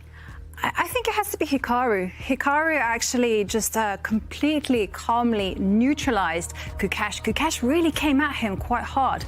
And Hikaru just made it look so easy. You know, he just said, OK, fine, you're going to come for me and my king. That's not a problem. I'm simply going to repel it and just win material. Yeah. Win it in the endgame. And then also Arjun Erigaisi winning 3 games against the super strong Ali Reza Firouzja. He now goes through to face Magnus Carlsen in the winners semifinals tomorrow. What kind of confidence is Arjun bringing to that match tomorrow? It feels like Arjun is just benefiting from all the luck. You know, in this match, it did really resemble that Firouzja just imploded in those critical moments. And when you have a match that feels so easy, you're just going to feel like your hopes are just in the ascendant. Yeah. Wow, what a day. And it's not finished, you guys, because 1 match is yet to be decided. Wesley So against Ralph Mamedov. Game 4 is coming up very shortly. Here we go. Game 2, you guys. Wow, piece sacrifice. And Anya, your first instinct was what? He's given up a bishop, his London bishop. Big choice from Arjun Erigaisi tonight. Look at the bar. He's attacked the diagonal. This check can be blocked by Black's bishop. Firouzja leaning back though, and it's over. And here we go. Game 3. I like this move, queen to b5. He's eyeing that d7 square from where he can hit the knight on e7. The b7 pawn is soft. So Gukesh here really creating his chances. Gukesh, he is knocked down to the losers bracket for tomorrow. Hikaru Nakamura stays on the winners bracket together with Magnus Carlsen and Arjun Erigaisi. But who will Hikaru face tomorrow in the winners semifinals? It's either going to be Wesley So or Ralph Mamedov. And if it's going to be Mamedov, he will have to win game 4. Wesley So is up by 1 point. And with a draw, Wesley So goes through to the winner's bracket. So what is it about for Ralph Mamedov now, Tanya? Wesley So is one of the hardest players to beat in the chess world. When the guy needs just a draw, that task becomes Herculean. Yeah. It's just hard to imagine. He's so clinical with these things. Once he takes a lead in a match, he knows his task is cut. He doesn't want to create a mess on the board. He keeps everything under control. This is going to be a tough one for Ralph. Yeah. Ranked as number 102 in the world in classical chess. How big of a surprise is it actually that Ralph Mamedov is even here in the first division? I think for those who have been following chess for a long time, they're not surprised because Ralph Mamedov is insanely talented, especially at quicker time controls. He knows his theory well, he plays very quickly, and he is tough. As we just saw in that game, he was better against Wesley So in game 3. He just slipped at a critical moment. Yeah. And what's it going to be about for him now? He's going to have to win this game to take it to an Armageddon. What do you expect from the game, David? It's going to be tough. It does depend on the opening. Mamedov is very, very dangerous with the white pieces, as Robert says. He knows his openings inside out. He needs to catch Wesley off guard, take him out of his comfort zone as early as possible. If Wesley gets a solid structure, a solid position, maybe a simplified position, like an endgame, then I think there won't be any chance. So Mamedov, he needs to keep it complicated and go on the attack. He's done it before. He did knock out Nepomniachtchi from the play-ins. And let's take a look at the bracket. 3 matches in the quarterfinals have finished. 1 match is yet to be decided. And the winners from the quarterfinals go through to the winners semifinals, while the losers, they are not knocked out. They are only knocked down to the losers bracket to play losers round 1 tomorrow. We do know it's going to be Alexei Sarana against Alireza Firouzja in one of those matches, and it's going to be Gukesh against either Wesley So or Mamedov. And Mamedov, he has to win now, game 4. It looks like right now we will see Hikaru Nakamura against Wesley So in the winners semifinals tomorrow, and that's a prestigious one, must be for any American. And it's a rematch of the Chess.com Global Championship semifinals, where Wesley So took down Hikaru Nakamura to make it to the final and eventually to win it over Nihal Sarin. So you know, speaking of revenge, Hikaru Nakamura has that on his mind. I mean, already on day 2 we can get the matchup Wesley So against Hikaru Nakamura. That would be incredible. Yeah, and they've got so much respect for each other, both, of course, in the world's elite for many, many years now. They've played each other in the Global Chess Championship. They played each other in one of the Grand Prix finals last year, FIDE Grand Prix. And yeah, that one is too tough to call. Both of them incredibly hard to beat, and both of them super fast. Yep. So that would be exciting. But first, Wesley needs to overcome Ralph Mamedov. That is exactly what he needs to do. A draw in this game with the black pieces means Wesley So stays on the winners bracket. It's must win for Ralph Mamedov, but he does have the white pieces. And here we go. And before we can predict the opening, before Kai can get it right again, it's 1e4. And Wesley, he's not going to back down from his normal repertoire. His standard repertoire, his default setting is rock solid anyway. And I expect to see maybe the Berlin defense, if given the opportunity, one of the hardest nuts to crack in terms of chess openings. What will Mamedov go for now? It's strange to pause on move 3, I've got to say. Either you bring your bishop out, which is what nearly all top players do nowadays, or you have maybe a sideline up your sleeve. But you've got to surprise Wesley. You've got to do it now. And there are some adventurous lines in the Scotch. The problem is Wesley So plays the Scotch opening from the white side, so you're not going to catch him off guard there. We get the Italian. A slower start, but maybe there will be some tricks up Ralph Mamedov's sleeve. Yeah, at least with the Italian game, we do often see all of the pieces still on the board at move 15, move 20, and even beyond that. So going for maximum tension here, Ralph Mamedov. And it is one of the main lines of the Italian game. it will just slow down, I expect, go to a maneuvering phase. Tanya, who do you think this is going to favour? I completely understand the decision to go for the Italian. The Spanish would be a bad idea because it would allow the Berlin, as you mentioned. Scotch, not a great opening against Wesley. With the Italian, the reason that Ralph is taking time in the opening is that you have to kind of decide your own setup, how you want to place your pieces. It's all about the little pawn moves. Do you commit c3? Do you go short castle? Do you first bring out your knight to d2? What do you do with the a pawn? And all that will determine the kind of middle game that Ralph will get. All he wants to do is to make sure that he has flexibility. That is why he's chosen the move c3, always eyeing that center break on d4. He wants to first, of course, finish his development. And I'm expecting a developing move right now, bringing out the knight or going short castle. I like this approach by Ralph in a win-on-demand situation.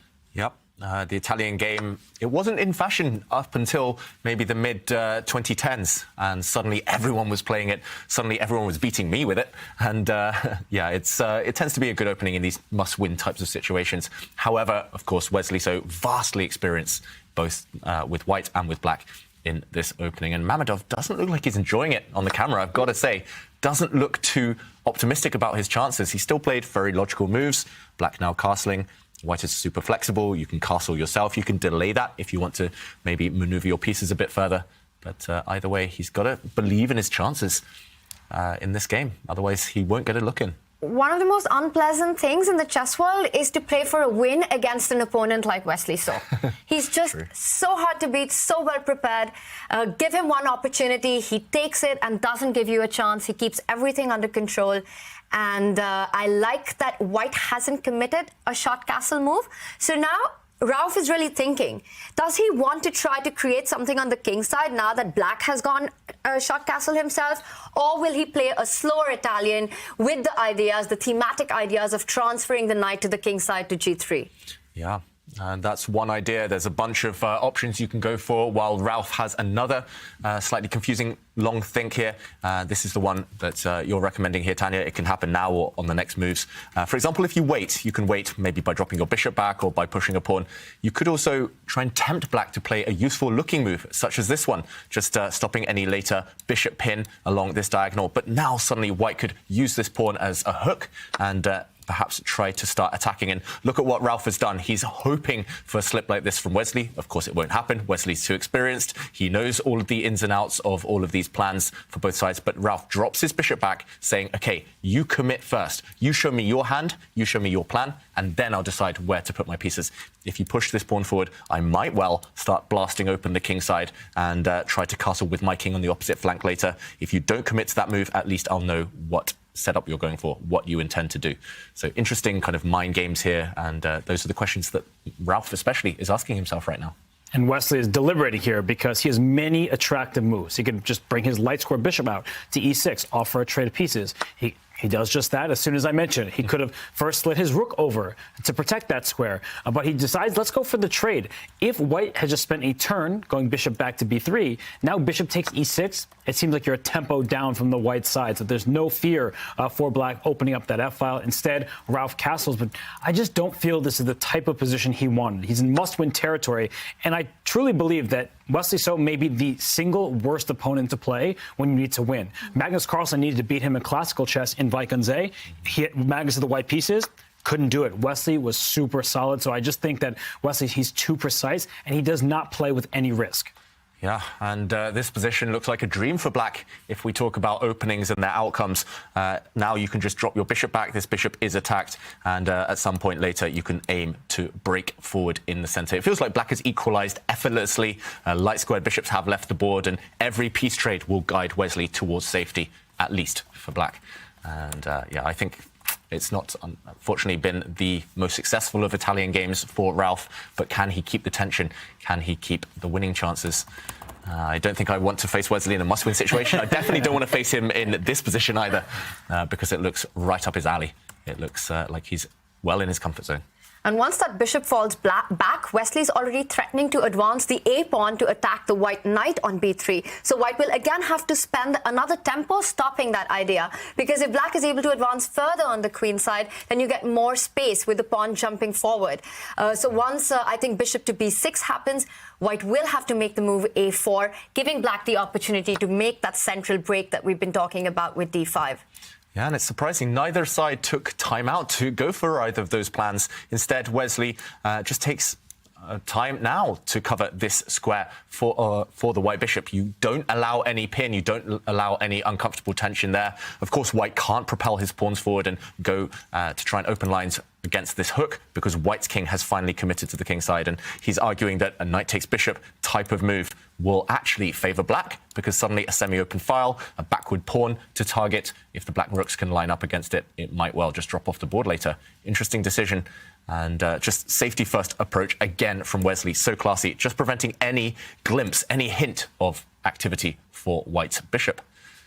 And we see the pieces swapped off, though. I think that gives at least Ralph something to consider, that in the long term he has the bishop against a knight. The pawn on c5, not really a weakness. I actually consider it a strength, because white will never be able to push that d3 pawn up to d4. So what black will likely do is just double or triple along the d file, bring the rooks to the party, and start putting pressure on that square. So I don't think that immediately white has any progress, at least not easy to make. But down the road, if white also doubles the rooks behind that pawn, maybe there are some eventual breaks, maneuvering of the pieces that can give Ralph some hope. So it's not an advantage, certainly not, but it's at least something to hope for.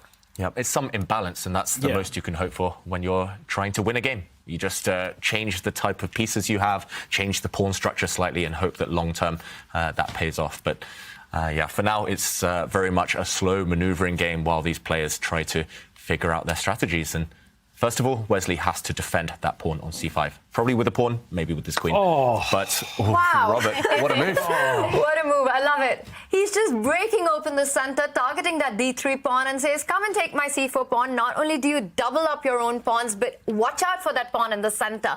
Notice how the e4 pawn gets weak, and black will be able to snap that up with his own knight. I love this move. It solves the problem of having the double pawns for black, and now the ball's in white's court, and not pleasant choices to be made here for white. Yeah, it's a dilemma already for Ralph. Either you capture this pawn, as we were pointing out there, and black now has a 4 versus 3 majority on the king side in terms of pawns. Meanwhile, white's double pawns don't make a great impression here. Or the sad alternative would be, well, what is the alternative? It's hard to come up with a move. Maybe to drop the knight back, allowing a symmetrical pawn structure. You have an issue of this pawn. I guess you could defend it and then pick up this pawn next for white, but very maximum here. You just get symmetrical pawn structure and dead equality. And that's being optimistic, I've got to say. That's what happens when you make one careless move against a superstar like Wesley So. The move bishop e3, such a natural developing move, attacking the pawn that was on c5. It seems at first he should have brought his queen up to the e2 square. That way c4 isn't a threat. Then developed his bishop, then connected his rooks, and that would have given him much more to play for. But look at Wesley. He does not even pause for a second. He swaps the queens off, and all he needs is the draw. He might even be the side for choice in this endgame with the healthier pawn structure. It's going to be a 4-on-3 majority on the king side if we cut the board in half. And for white, that 4-on-3 majority, you got double pawns. You're not going to be able to create a pass pawn. This is just great for Wesley So. Yeah, I just love how he instantly hoovers off the queens. I think most of us would be reluctant to give away and cede the d-file, but he doesn't care. He knows that the rook can infiltrate. It's just one move, and soon the rook will be evicted from the black half. Just really calm, eliminating all the pieces, eliminating all the danger. Just classic Wesley So. This is amazing stuff. I mean, this queen trade, he doesn't want to give any chance to his opponent. The reason he decided to take on d1 and then on e4 is that if you capture the pawn on e4, if you just back up one move and take on e4 instead, it allows this sliver of hope for white with the move queen d5, centralizing the queen, putting pressure on black, and if you take that queen, well, it's a pawn structure that you will suffer in the endgame. But Wesley doesn't want to go through any of that, trades the queens, just, again, very clinical play when he needs a draw. Yeah, very clinical play, and we see here Ralph Mamedov just shuffle his rook to the side. It's looking very, very good, very solid for Wesley. And a bunch of moves here. You can kind of protect your pawn, your knight indirectly. You can just jump back with the knight if you're scared of it being attacked in the next few moves. You could even, if you're feeling ambitious, push this pawn forward. I'm not sure how much risk Wesley So will take now, but yeah, it does feel like he's a big favourite to make the draw he needs. And I do see some questions in the awesome Twitch chat. If you are watching on the chess.com channel on Twitch, some people asking if this is the last game of today, and it is. If Wesley So wins this game or it is a draw, then this is actually the last game of today, but the action continues tomorrow with winners, semifinals, and losers, round 1. And Rauf Mamedov, he did lose game 3 to Wesley So. And he was very upset afterwards. Look at that. And this was his chance. This game was his chance. Yeah, because he had winning chances as well in this game. Yeah, it's more than just winning chances. It's he knows he had it in the bag, and it's so hard to recover. It's not just affecting that one game that he lost, it's affecting this game. And you can see on his body language he's not feeling too happy with himself. Because if he were able to at least draw in game 3, he would have the white pieces here in game 4. That would send it potentially to Armageddon. And people can't forget that in the Chess.com Global Championship, Neil Sarana made it to the final when he lost and became runner-up to Wesley So. But he almost lost in round 1 to Rauf Mamedov. This is not someone who just appeared on the scene. This is somebody who's been around the block. He's Reckham Rauf, and he knows that if he's playing his best chess, he can take down Wesley So in a match. So that is why he was so upset. He had his chance. He was outplaying Wesley. In fact, throughout the match, I don't think he's really been worse, except for that one endgame that David was highlighting where the H-pawn started to run. Yeah. Very close. And it's always more heartbreaking when you know you were on the brink of victory. If you get outclassed, if you get outplayed, then you kind of just accept it. And that can happen against someone as strong as Wesley So. But he's had his opportunity, massive opportunity, and now he's got to do it all over again. Yeah. And, OK, he's played some decent moves. I quite like what White has done in terms of pawn structure on the king side. He's pushed his G-pawn forward. Normally, a dark square bishop is well complemented by pawns on light squares, but still an uphill struggle to create weaknesses. Black's very solid. And, a trade of rooks. Interesting decision. Giving away the d-file this time. And it's all to push his pawn forward. Talked about wrecking Rauf. He's trying to wreck the pawn structure. Sorry. Getting the feeling that Rauf is over-pushing right now. It almost feels like he's going a little bit on tilt here. And not taking that much time, making all these very strong, rash decisions of pushing the pawn, trading the rooks on the d-file. I think when we saw him that upset on the screen, it's also because for the players who are making that debut in the Champions Chess Tour, it's really an opportunity that they've never had before. And they've been able to do that this time because of the new format, which allows grandmasters to qualify and play in the tour. So it definitely means a lot. And to have that winning opportunity against a player like Wesley, it can be really frustrating because you know if you have to win on demand against him, just how hard it will be. Right now, we're seeing by Rauf these moves, advancing the pawn, g4, g5. To me, it seems more on tilt and more rash than an actual try for a win. Yeah, it feels like minimum reward, but quite a lot of risk involved. But then again, a draw is the same as a loss for him. So he's just trying to confuse Wesley, create some chances. You can't just sit there and beat Wesley with a very stable pawn structure. Instead, he's at least trying to change, again, the dynamics of the position, imbalance things slightly. And maybe we can jump in, because Wesley has paused. I thought his move was automatic. I wouldn't actually consider anything else here for Black other than capturing this G-pawn, this straggler in the Black camp. But what else could he be thinking about? Rauf's idea, we should mention, after pawn takes pawn, is to recapture with the bishop. And again, a bit of an annoying pin, but mostly it's all about pressure on this e5 pawn. And Wesley, what else could he be considering here? Why has he stopped for the last couple of minutes? I think it's exactly that. He is trying to calculate a little bit ahead to see how he wants to actually respond to that attack on the e5 pawn. It's not very pleasant to actually sidestep with your rook to the closed file, the closed e-file, to defend your own pawn, and then allow White's rook to step forward. So not wanting that, he decides to take another decision. David, he doesn't want to allow White to put pressure on the e-file. He falls back with the knight on h7. That's slightly surprising to me. I'm trying to figure out, what's the idea? Is this not a pawn sacrifice by Wesley So? After pawn takes pawn, this pawn's defended by his bishop.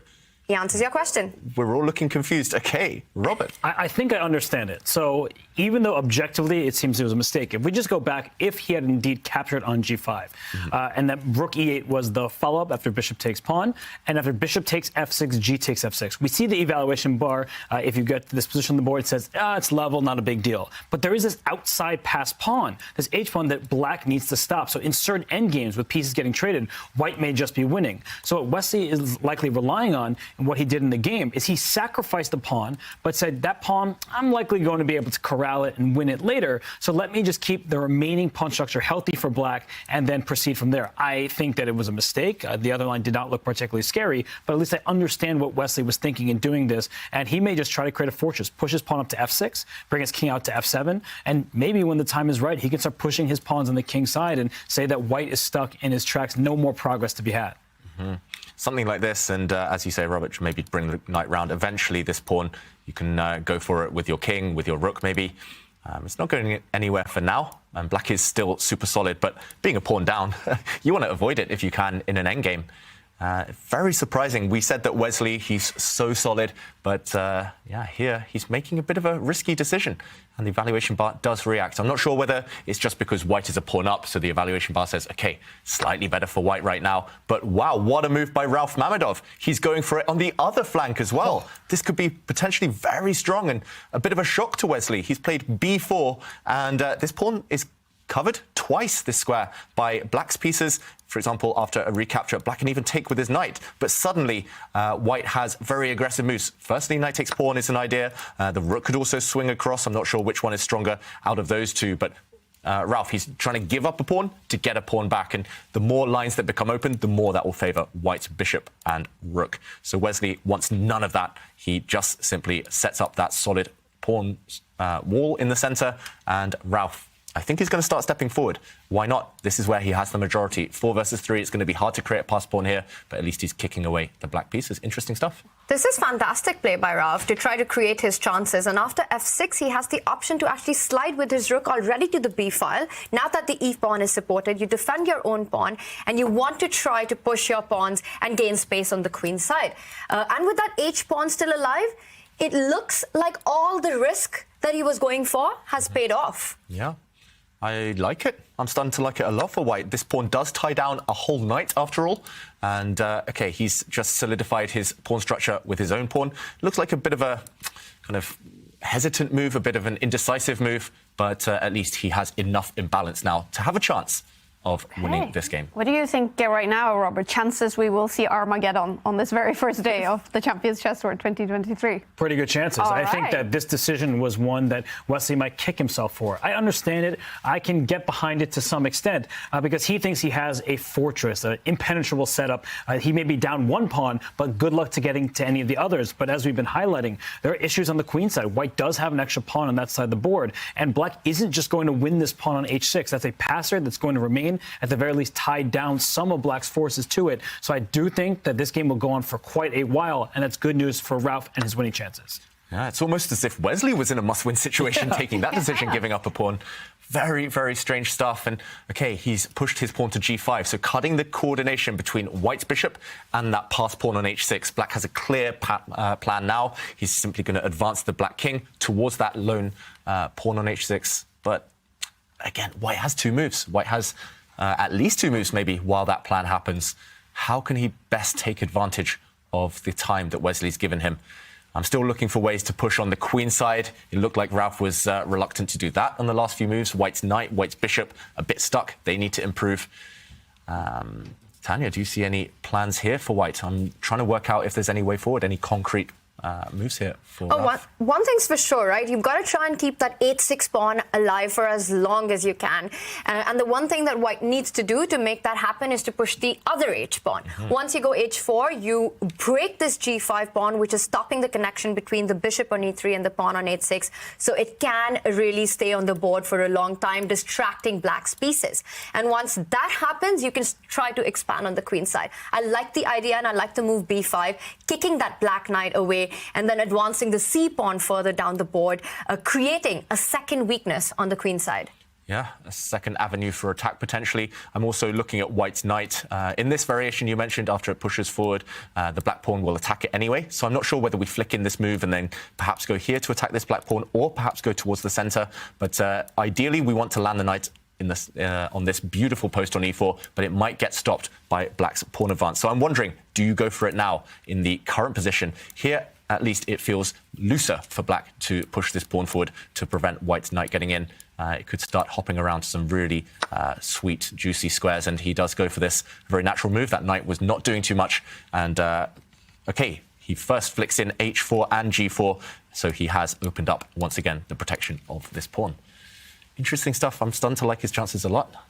It's getting double-edged, but that's what you need if you're playing for a win. All of a sudden, black is pushing those pawns forward. The f-pawn may go up the board as well. And don't be surprised if black starts creating threats. That rook can slam down in the d3 square at some moment. So white needs to act without caution. I mean, you need to play quickly, because if you just start making slow moves, like bring your king to the side to f1, things of that nature, it seems like black will be the first to attack. The pawn h6, protected. It's safe for now, but it's not doing anything. It's blockaded. So I think that black is ready to strike.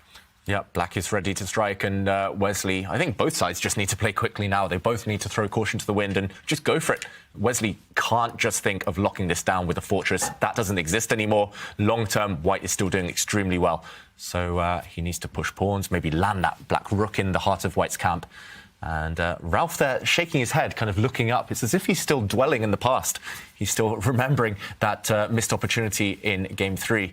He needs to focus now, because he's played very well. He's created chances out of nothing, seemingly.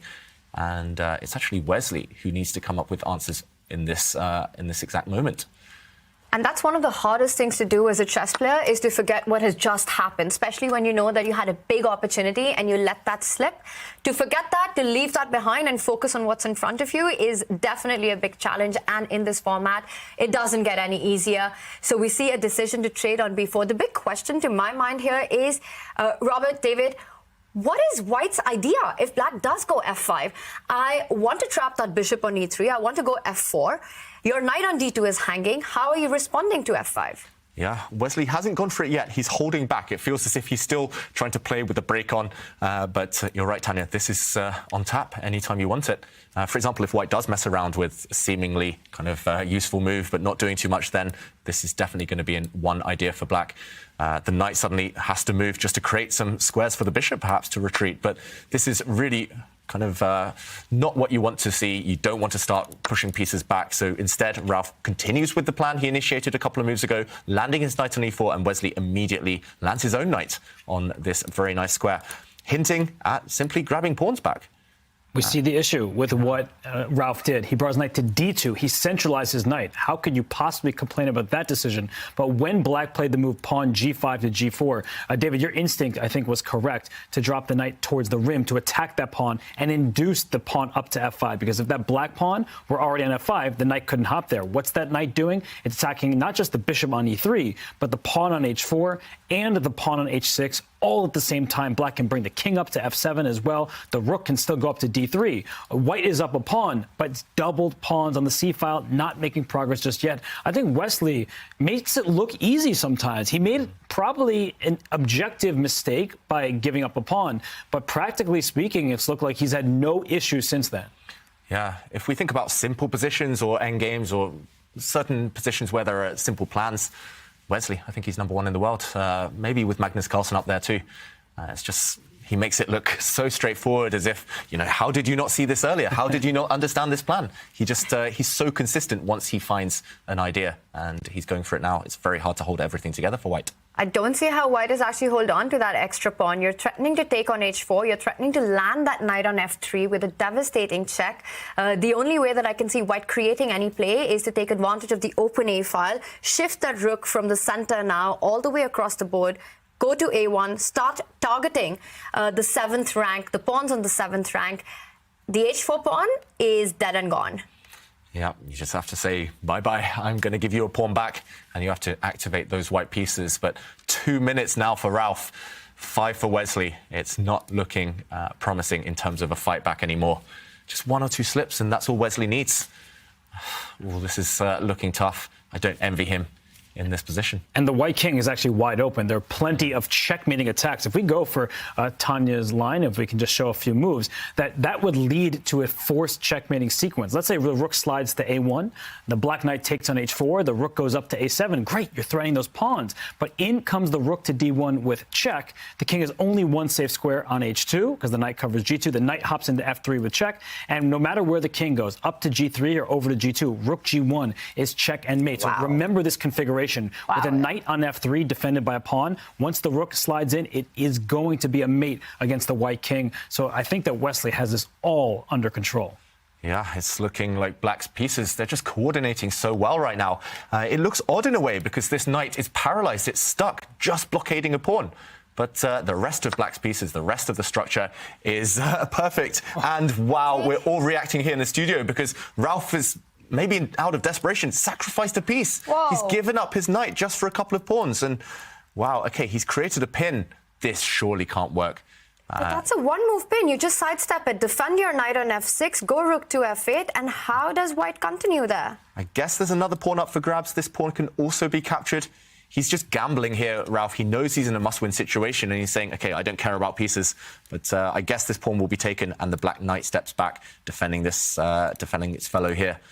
It's hard to believe, I've got to say, that white has enough for the piece. But you do have 3 pawns, even if they are ugly double pawns. And it gives you chances, because a lot of the other variations, you may not lose the game, but you're certainly not going to win. This gives Wesley some room to go wrong, and that's all you can ask for at this stage of the game. So objectively, you see the evaluation bar saying, come on, what is that? But from Ralph Mamedov, a draw equals a loss. You might as well go down swinging. Yeah, I've got to say, the more I look at it, the more I like it. He's definitely taking chances, but that's the only way you win games at the top level. You have to take big risks. And from a human point of view, Wesley will no longer feel in control. He's suddenly on the defensive and he has to hold things together. He goes for Tanya's move, defending his knight here. But now another pawn will disappear. There we go. Another pawn drops. And suddenly, black still on the back foot. I still believe Wesley's defensive resources are more than sufficient here. But yeah, from a human point of view, a good practical decision from Ralph. If they switch the times, then Ralph would have a legitimate chance. But unfortunately for him, it is Wesley up 3 minutes on the clock. So worst position, time management not there for you. So Wesley does have things under control. He is so strong in positions just like this. Yep. And at least his job is easier now, Wesley, just pure defense. He's done the hard work. He's material up with this black knight. Extra black knight. But Ralph, he's going for all the pawns. This is very greedy, I've got to say. But will the greed pay off? Black's knights, once they coordinate, will actually form quite a devastating attacking threat against the white king. And actually similar patterns to the one Robert pointed out earlier might occur on the board later if white gets greedy and goes with his rook to capture that black g-pawn in the near future. First, Ralph just advancing and trying to improve to the maximum. And then he'll go pawn hunting. They are fighting to save a spot on the winner's bracket to face Hikaru Nakamura in the winner's semifinals tomorrow. The loser will be knocked down to the loser's bracket in this double elimination format to face Gukesh in the loser's round 1 tomorrow. Now, you guys at home are fighting to win an Airthings device. Keep sharing your selfies on Twitter using the hashtag #ChessChamps, preferably in landscape mode. We want to know where in the world you are following the action, where you are watching the chess, who you're watching it with, and the most creative selfie will get a signed Airthings device. Magnus Carlsen has signed some of these devices, and we will send one of them home to a lucky viewer. Yeah, and meanwhile, the pride and joy of white's position has disappeared. That passed h pawn, the front one, the h6 pawn, it's disappeared. Not only that, but another set of pieces have been traded off. So it is currently black having a knight, white having 3 pawns in return, material equality. But the quality is not there, unfortunately. That black knight, once it enters the game, should decide things in black's favor. And it's happening on the next move. You can already start bringing up the knight to e5 and putting pressure on the f2 weakness by jumping onto d3. Things are looking super bleak, and that sacrifice that we saw, the practical chance that we saw by Ralph, it was a measure of desperate times, call for desperate measures, and everything. I think the knight jump by Wesley to f5 is really what sealed the deal in this game. Yeah, he's made some very impressive knight jumps. in this one, Wesley, and I'm surprised he's hesitating. I've got to say, maybe he's just looking for the most clinical way to kill off this game. He could just jump in, improve his knights even further. He can maybe just improve the black rook, but no, he goes for that white h-pawn with his king. He's already won one pawn with his king. Why not go for a second h-pawn? And yeah, it's holding things together now for Ralph. Maybe some drawing chances to eliminate those two remaining black pawns. If you get rid of those, rook and knight versus rook is a technically drawn endgame, but at the moment it feels like a distant dream, and even a draw, remember, not enough for him to stay in this match. And Wesley locks things down on the queen side. Locks things down, and I feel like his camera is locked down. Wesley hasn't moved since the start of the game. He does that. He puts his hand over his head. He wants to focus on nothing but the board in front of him. And right now, he's showing why in the end game, you can use your king as a weapon. It doesn't just need to be defended. That king is out in the open, but it's going after white's vulnerable pawn. So great performance by Wesley So in this game. He sacrificed the pawn. It looked a little shaky, but since then, it has been nothing short of a masterclass, and the advantage is only growing. Yeah. He could pick up the pawn. Yeah, he could just pick up a pawn with his king right now. I don't think there's any mating ideas. That black king is safe enough. I was going to say, I saw Wesley blink, so he's not just frozen there with the camera. He finally does change his posture, but it's too late for Ralph Mamedov. He's just trying to swap off all the pawns now, Ralph, and get a draw to salvage some pride. But Wesley is going to take this match and continue in the winner's bracket. That last black pawn, if it survives, should ensure a win. But very minimum here as Wesley. You could just trade off everything remaining on the board. And there we go. He does want to end on a high. He does defend that black pawn. Black's king still caged, but the black knight now will relocate, and that will be the beginning of the end. And for Wesley, he doesn't want to necessarily win this game. Sometimes you look at a position, you look at the evaluation bar. How could Wesley make a draw? He's completely winning. If he sees a 3-time repetition, he's taking it, because all he wants is to make it through to the winner's semifinals. He wants to play Hikaru Nakamura tomorrow. So the win in this game, it doesn't mean anything to him. Let's just secure the match. Yeah, and we saw that from Carlsen and Nakamura, that professional approach. Both of them took draws in positions of strength in the third games of their match just to secure match victory. It's all about the next round. The end goal is to win the Airthings Masters. The end goal is not necessarily to win this game. So I think you're right, Robert. I've seen Wesley do it plenty of times before. Take the safe approach. And meanwhile, the black rook starting to get to a more active square eventually. I don't really see any hope here for white to win this game. He's advancing with his king, maybe hinting at some checkmate attacks against the black king. You've got to be slightly careful if the white rook steps up. There's a mate in one threat if it slides across to h7. The black king is trapped, but you do have a move, a valuable move for Wesley to break this construction. I'm expecting the black knight to jump back, check, hit the white king, force it away, and no more cage for the black king. Actually, even after the check, once the white king does step forward, white is still threatening a mate on h7. So what black wants to do with this check is give a check on d4 as well, and keep checking that white king. Yeah, there's always a glimmer of hope as long as you've got a checkmate threat on the board. So we did see a couple of checks. The black knight. It's like, wait, that is not legal. Don't fall into it now. It's still there, the threat. Of course, Wesley has spotted it, and the repetition. It begins. And I think Ralph can only avoid the draw now if he goes forward with the white king, but that would also be playing for a loss. He knows his chances of progressing in this match are gone. But now it's Wesley who doesn't go for the draw. Surprise. Robert, I was about to say you predicted the future, but no, he's playing on. I'm shocked because he doesn't need to win this game. He could have just ended it with a repetition. Instead, he brings his king back, and maybe he's enjoying the fact that he's a better position, because in the 3 prior games, it was really deadlocked. And in fact, in game 3, Ralph Mamedov had the advantage. So for Wesley, perhaps it's a moment to enjoy before he goes and plays Hikaru Nakamura tomorrow. Yep. And often on the first day of tournaments, it's nice to play a long day. I know it's tiring, but you feel fully warmed up. You feel kind of back in the zone. So Wesley's kind of pushing this. The long game here, I feel, will benefit him in days to come. And meanwhile, Ralph just keeping the pressure on, keeping an eye on that black c6 pawn. Not going to help, but he's trying. Now Wesley's down to 24 seconds. Is he regretting not just repeating the moves and wrapping up the match? Just get out of here. Take the draw and move on. Yeah, it's surprising. What's Wesley thinking about? Okay, 14 seconds. And only 3 seconds increment, remember. He's 10 frozen. seconds. Okay, he made the move there. He does give another check. He's still on tap, that type of repetition if you kind of perpetually check that white king. I think we're going to see it now, David. I think the knight will jump back to d4, will jump back to e6 if required, and... Surely a draw. But no, he plays for the win again. looking at the game going, Wesley So? What is he doing? This is Wesley 2.0, but it just feels so unnecessary right now. Feels like you're playing for a loss, if anything.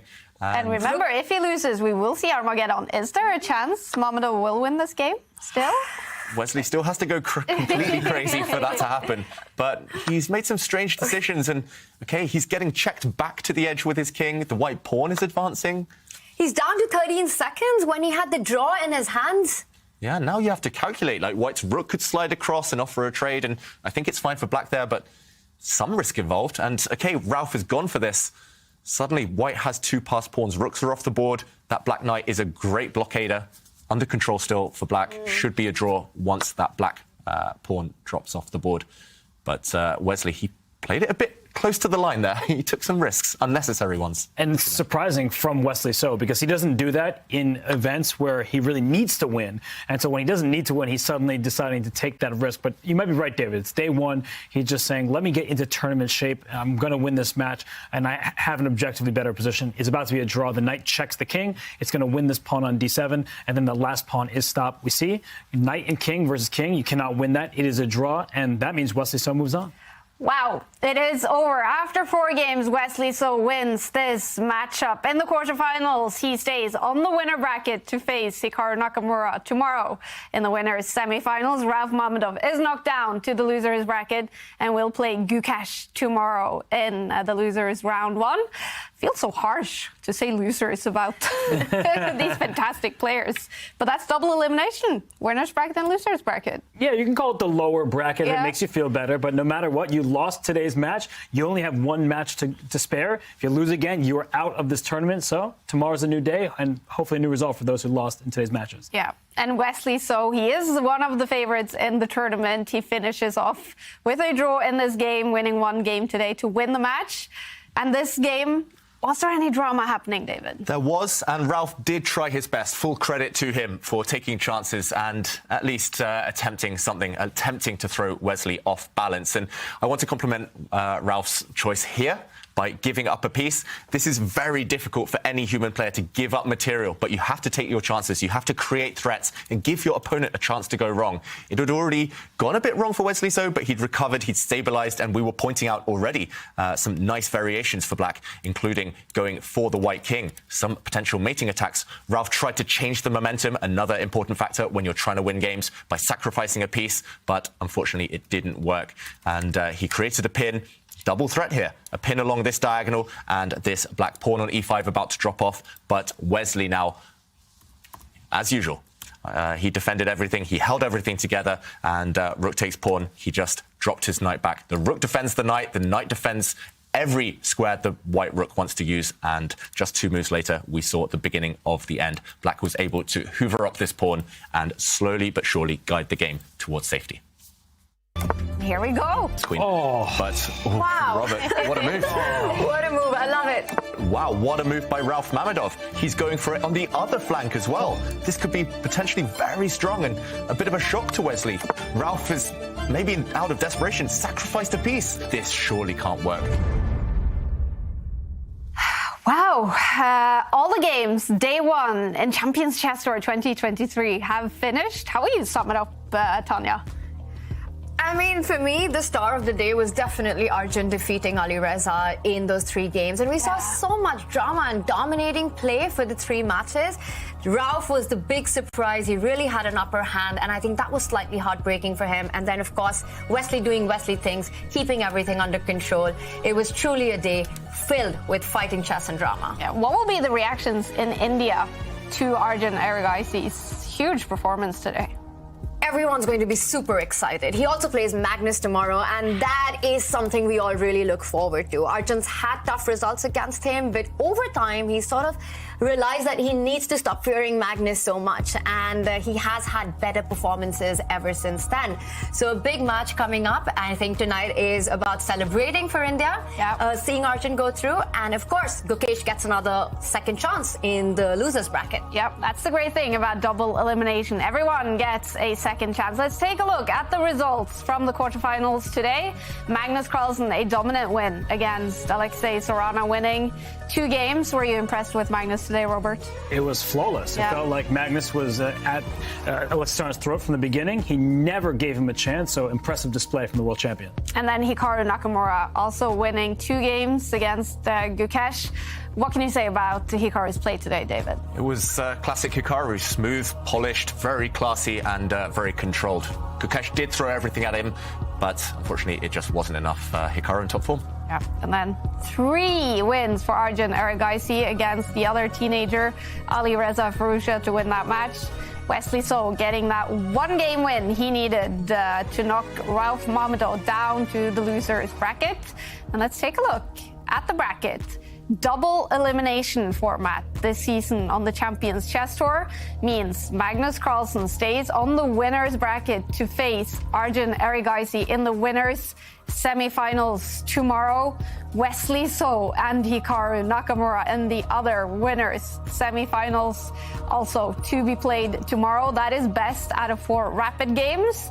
On the losers bracket, Sarana against Firouzja, that is best out of 2 rapid games. And Mamedov against Gukesh, best out of 2 rapid games. I have to ask you, Robert, Wesley So against Hikaru Nakamura, American battle. Who do you hold as a favorite in that one?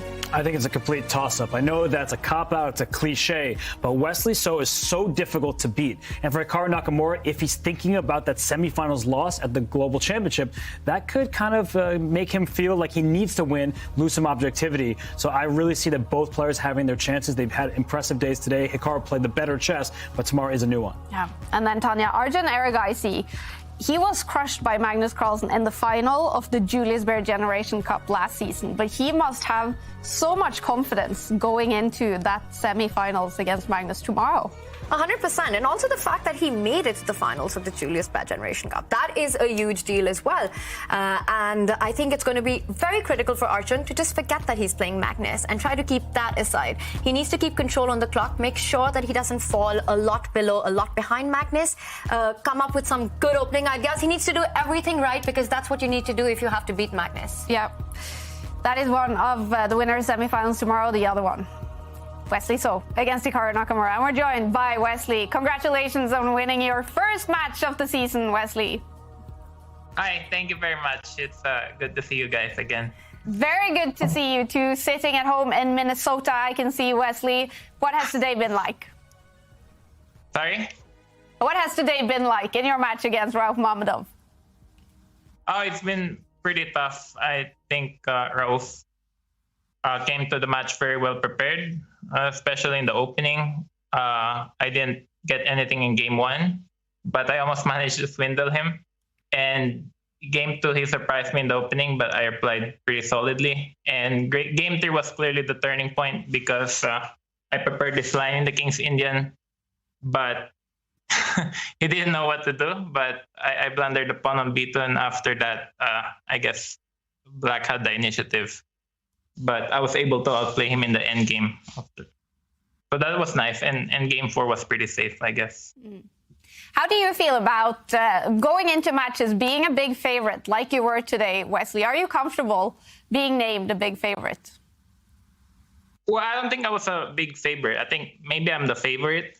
But in a 4-game match, anything can happen. And Rolf played really well. So, I mean, it's nice to play a good match today and be able to push it through. But I mean, of course, tomorrow I'll have a tough opponent on Hikaru, and I'm sure he'd want to have his revenge from the Global Chess Championship a few months ago. Yeah. So it's going to be interesting. I think today I was able to get some positions that I like, and I was able to push it through. And Wesley, well done on today's match, of course. It's great to see you back on the tour. What are your goals for this season, and what do you think of the new format? Thank you. Yeah, I think I knew already what my goals for this season is, because in YCAMP we had that thing. But that's true. Yeah, you remember my goals, huh? Wait, but it's nice. I mean, it seems that there's new rules and new format within every year, but I like the time control with the 3-second increment, and I like match formats, even though I would prefer it to be 6 games or 8 games.